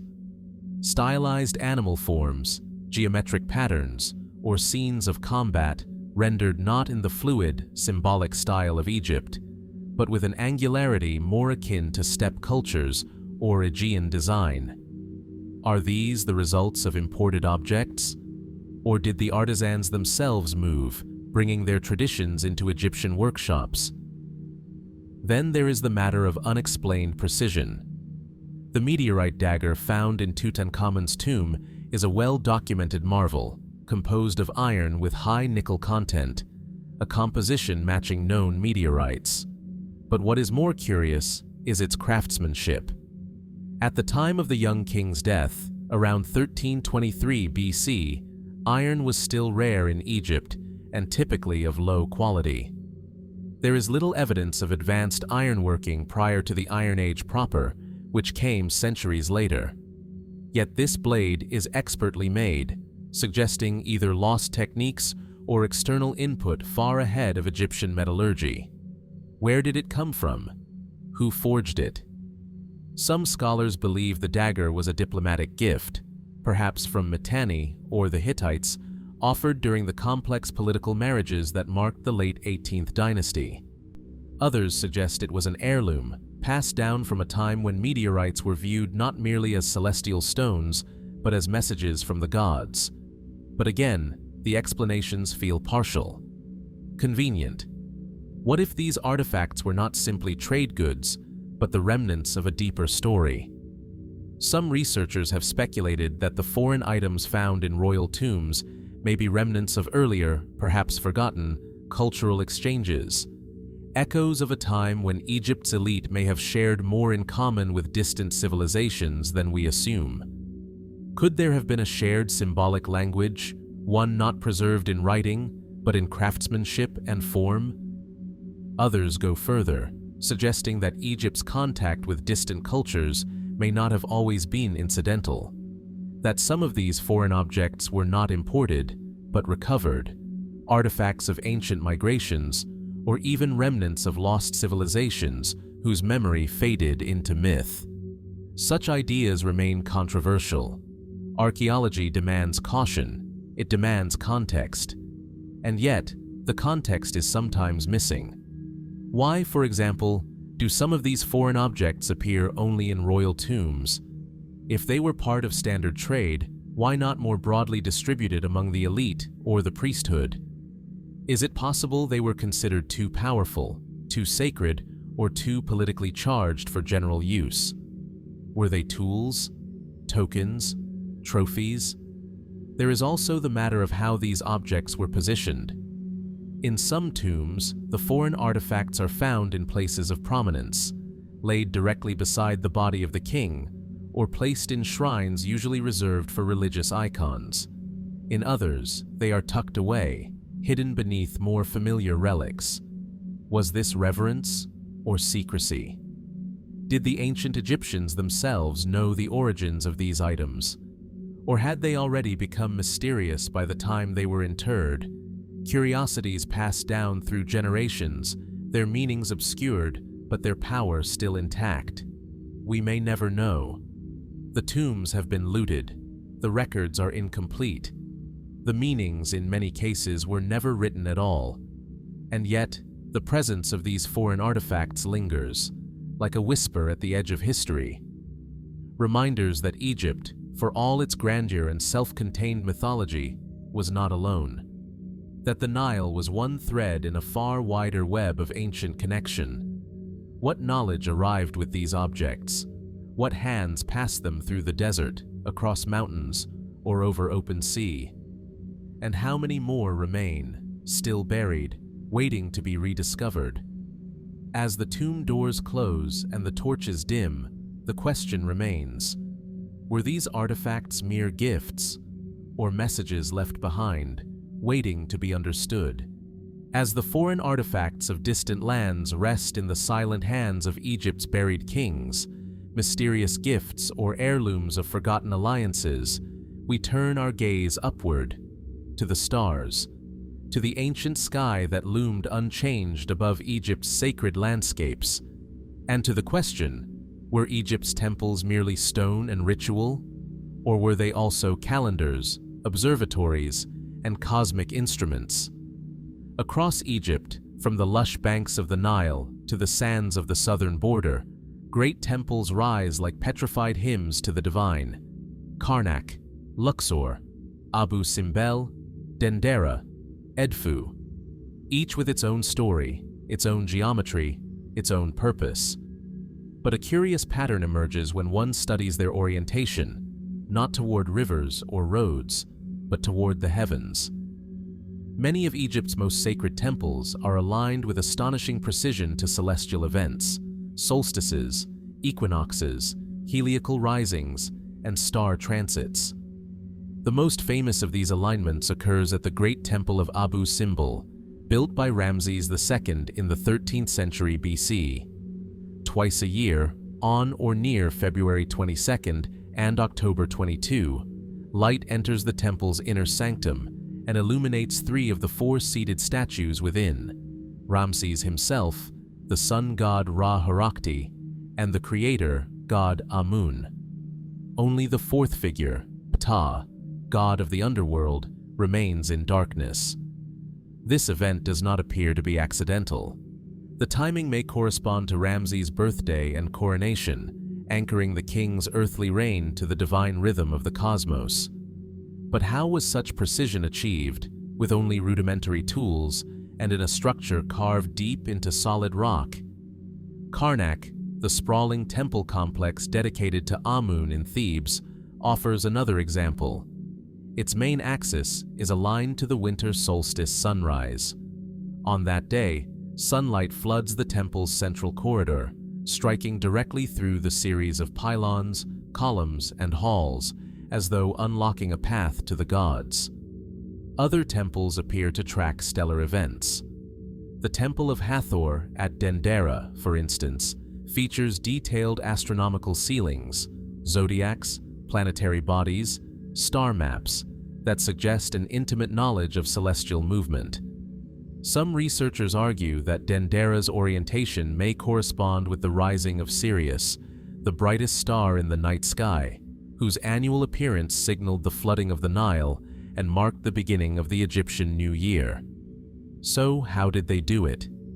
Without telescopes or modern mathematics, how did ancient builders achieve such precision? One theory suggests that Egyptian priests were careful observers of the horizon, using long sight lines, shadow tracking, and repeated measurements over decades. The use of simple tools, such as the merket, a type of plumb line, and the bay, a sighting tool, might have allowed them to fix orientations based on the rising and setting points of key stars. But others suspect there's more at play. The recurrence of solar and stellar alignments across so many temples and over so many centuries suggests not just practical astronomy, but cosmology. A worldview in which architecture was inseparable from the heavens. The temple was not merely a place to worship the gods. It was a map of the universe, a mirror of divine order imposed upon the earth. Could the temples have functioned as part of a greater, interconnected system?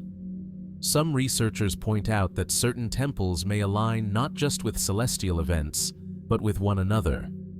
Longitudinal and latitudinal parallels, astronomical triangulations, even potential ley lines have been proposed, though these ideas often fall outside mainstream scholarship. Still, they raise a tantalizing question. Were Egypt's sacred spaces part of a grand terrestrial network calibrated to track time, seasons, and the stars? Other theories draw connections between Egyptian temple alignments and myths of celestial rebirth. Osiris, the god of death and resurrection, was often associated with the constellation Orion. The star Sirius, identified with his sister and wife Isis, rose just before the Nile flood, the annual act of rebirth for the land itself. Were temple alignments meant to reenact these mythic events? Were the beams of sunlight that pierced sanctuaries each solstice symbolic births of the divine within sacred stone? Still others propose that the temples were used for calendrical and agricultural purposes. By tracking solar and stellar cycles, priests could regulate planting, harvesting, and ritual festivals with uncanny precision, ensuring the survival of both crops and cultural order. In this view, astronomy was less about speculation and more about survival. And yet, questions remain. Why are some temple alignments so precise, while others are less consistent? Were certain sites repurposed or reoriented over time? Did alignments shift as religious focus moved from one deity to another? And more fundamentally, was the alignment of temples intended solely for human observation? Or were the gods themselves believed to descend along these shafts of light, these channels of energy that connected heaven and earth? The ancient Egyptians saw no sharp division between the physical and the spiritual. Light was not just illumination, it was life, power, presence. A temple oriented to a sunrise was not just catching the sun, it was receiving it, inviting it, honoring it. Today, we stand in these sacred spaces and watch as sunlight creeps through stone corridors built thousands of years ago, touching the same places, at the same moments, year after year. We marvel at the precision, we study the angles, but we still don't fully understand the purpose. Were these alignments meant to guide the soul? To open portals? To mark the heartbeat of a universe the ancients believed they lived within, not apart from? As the stars wheel overhead, just as they did in the days of the pharaohs, the stones remain fixed, waiting. What deeper messages might they still hold? What alignments remain unnoticed, silent until the sky speaks again? As the sun's first light slices through a temple's stone corridor, perfectly aligned with a distant star or sacred date, it floods the sanctum with golden clarity. Yet, even as light guides the spirit, another, quieter force may have shaped these ancient structures: sound. Step inside an Egyptian temple and notice what happens. The outside world fades away. The air grows cool, the space narrows, and silence begins to thicken. Not emptiness, but a presence. Then, the smallest noise, a footstep, a whisper, echoes with unexpected clarity. A chant spoken at the right spot seems to travel, to deepen, to linger in the stone. Was this acoustic effect a byproduct of grand architecture? Or was it deliberate? Across the great ceremonial temples of ancient Egypt, Karnak, Luxor, Dendera, Edfu, there are patterns that invite the question. Long axial corridors, high vaulted ceilings, stone walls closely spaced to amplify resonance, enclosed sanctuaries with curious echo points. What role did sound play in these sacred spaces? Mainstream interpretations of temple design focus on symbolic geometry, solar alignments, and processional pathways. The temple was, in every sense, a model of the universe, its architecture reflecting mythic creation, its axis mirroring cosmic order. But perhaps sound was just as important, not merely incidental, but instrumental in shaping the experience of the divine. Ancient Egyptian rituals were far from silent. Inscriptions speak of chants, hymns, invocations, and the rhythmic intonation of sacred names. Sistrums, musical instruments used by priestesses, were shaken in religious ceremonies to appease the gods and dispel evil. Drums and clappers were used in funerary rites. The spoken word was believed to carry power, Heka, the force of magic, especially when spoken in ritual cadence. Could the architecture of temples have been designed to magnify that power? Modern acoustical studies suggest that they may have been. In the Temple of Hathor at Dendera, researchers have noted specific reverberation patterns in the hypostyle halls, spaces where stone columns seem to catch and sustain sound. In the Osirian at Abydos, an underground chamber built with massive granite blocks, certain frequencies produce strong standing waves. Chant at the right pitch, and the room begins to vibrate around you. Was this a coincidence or a technology? In 2017, researchers conducted controlled acoustic experiments in several temples, measuring how sound moved through corridors and reflected off stone. They found that narrow passageways and enclosed sanctuaries were highly responsive to low frequencies. A human voice, especially when chanting vowel-rich phrases, could resonate powerfully, creating a physical sensation in the body. Some even speculate that these frequencies could alter consciousness, inducing a meditative or even trance-like state. If so, what were the priests and initiates experiencing during their rituals? Could the temple itself, its columns, its chambers, its carefully calculated voids, have been used as an instrument? A resonant body tuned to spiritual frequencies? Some researchers have drawn comparisons to other ancient sites around the world. At Malta's Hypogum, a Neolithic underground temple, low tones resonate so intensely that the entire chamber seems to pulse. In Chavin de Huántar in Peru, highland temples appear to channel sound through hidden ducts and stone galleries.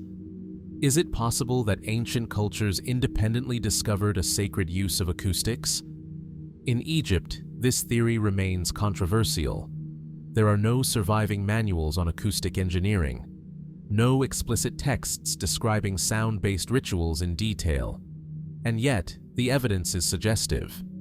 In some temples, specific words or syllables appear in repetitive sequences, likely chanted aloud.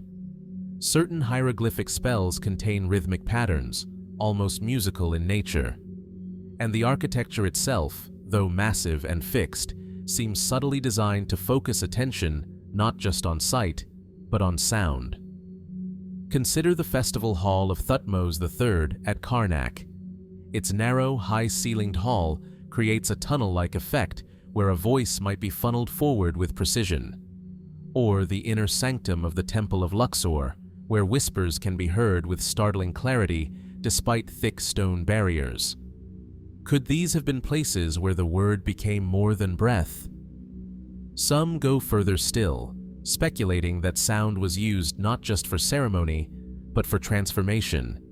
That the right tones, spoken in the right space, could induce altered states of consciousness, visions, healings, communications with gods or ancestors.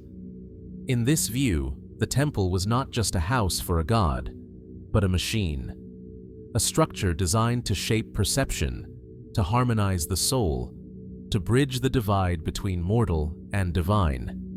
Skeptics argue there's no hard evidence to support these claims, that the acoustics are byproducts of materials and form, not intention. But this overlooks one crucial point. Ancient Egypt was a civilization of extraordinary intention. Every gesture, every inscription, every beam of light and placement of stone was loaded with meaning. Why not sound? Why not echo as prayer? The temples remain, weathered but standing, their stone walls still humming with centuries of silence. And if you stand in the right place, at the right time, and speak, not loudly, but with care, you might hear it. A resonance, a whisper that stretches beyond the present. Could it be that ancient Egypt not only understood the power of sound, but built it into their holiest spaces? What else might the walls still remember if we only knew how to listen? As the echoes of ancient chants fade through the resonant halls of Egypt's sacred temples, we move now from sound to silence, from the grand spaces of gods to the intimate stillness of a seated figure, captured forever in stone. These are the scribe statues, portraits of men frozen mid-thought, cross-legged, papyrus scroll upon their lap, eyes alert and knowing. But some of these statues hold more than memory. Within their carved forms, archaeologists have discovered something wholly unexpected: sealed compartments hidden deep within the stone. To the casual observer, the seated scribe is a familiar image from ancient Egypt, calm, poised, attentive. Neither king nor god, yet positioned with reverence in tombs, temples, and shrines. These were not simply works of portraiture. The scribe was a sacred figure, a keeper of words, rituals, and divine secrets.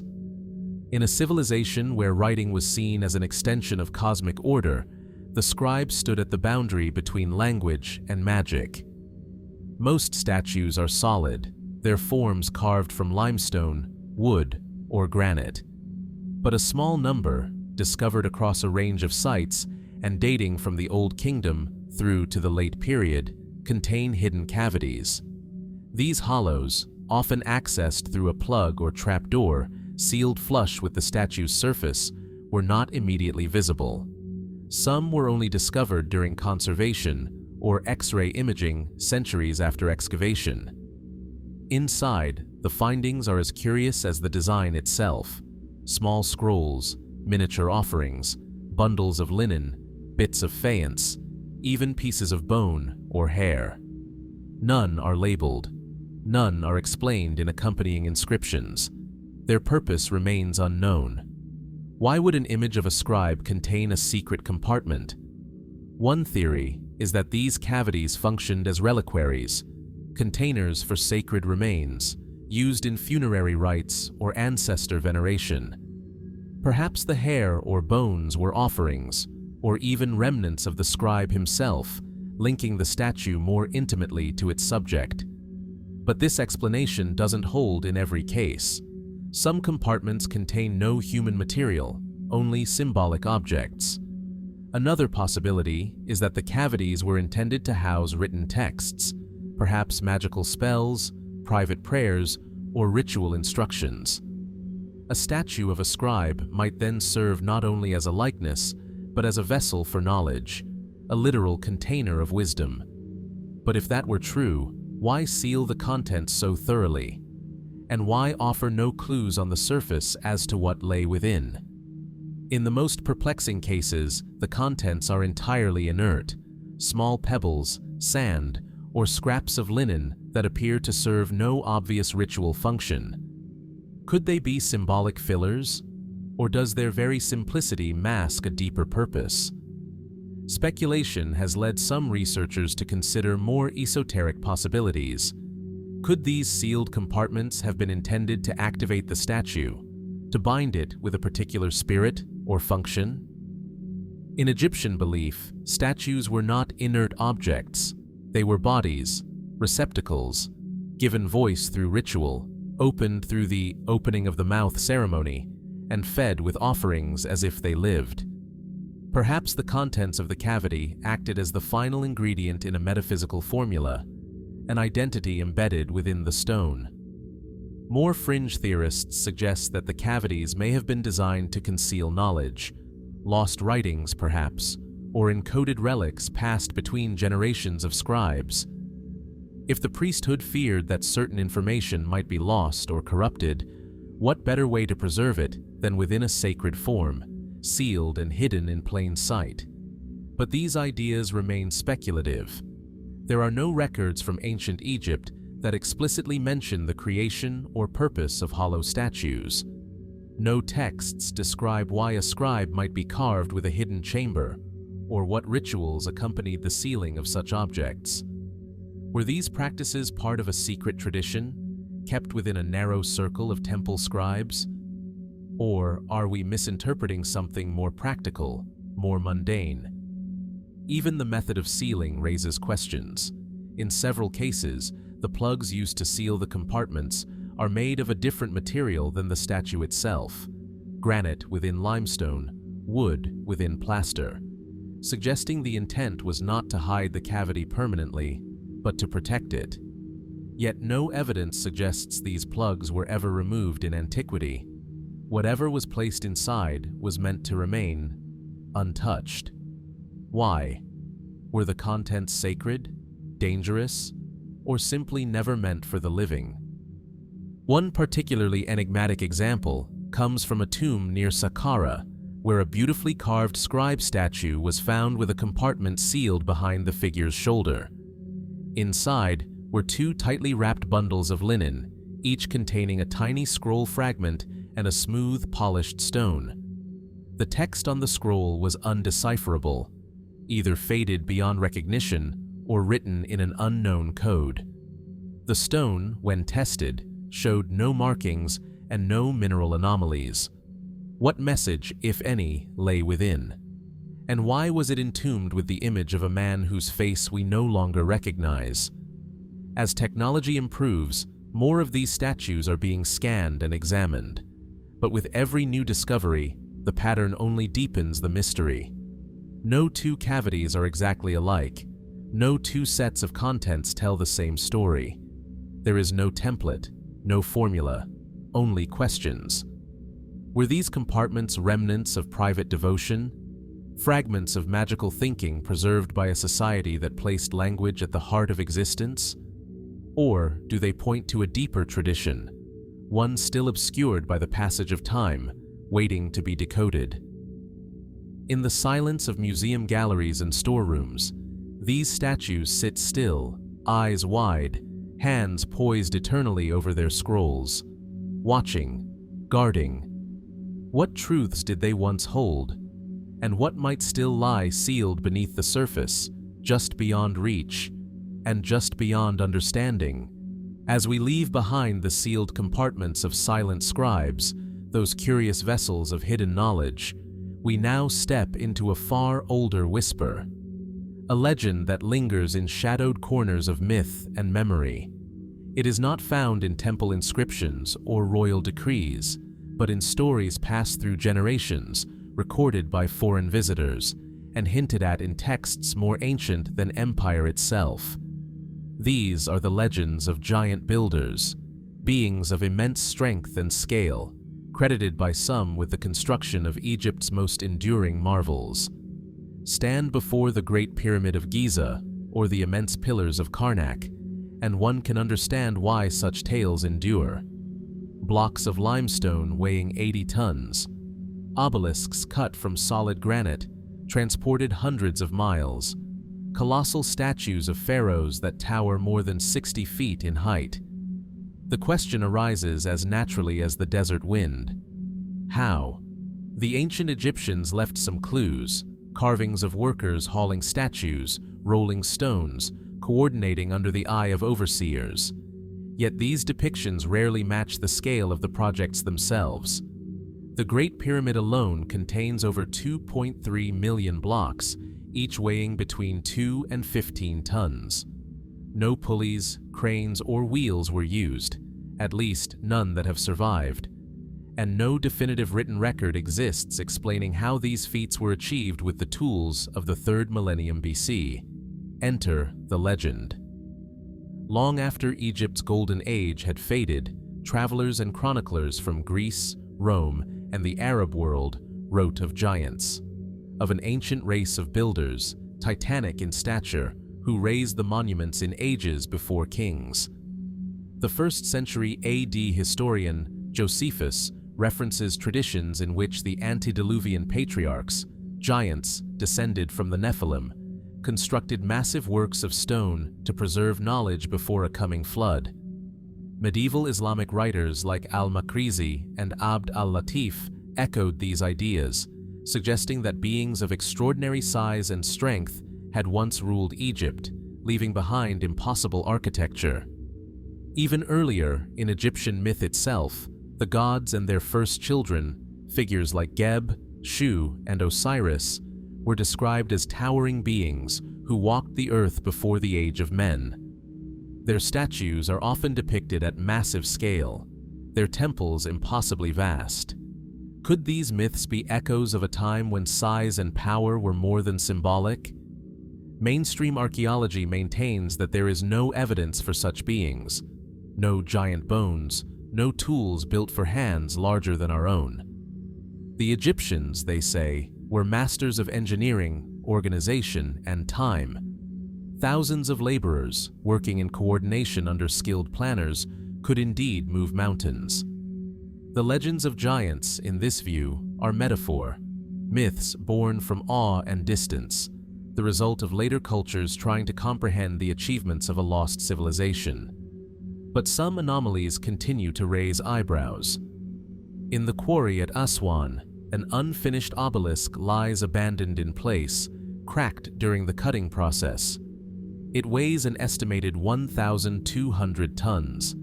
Had it been completed and erected, it would have stood as the largest single piece of stone ever raised by human hands.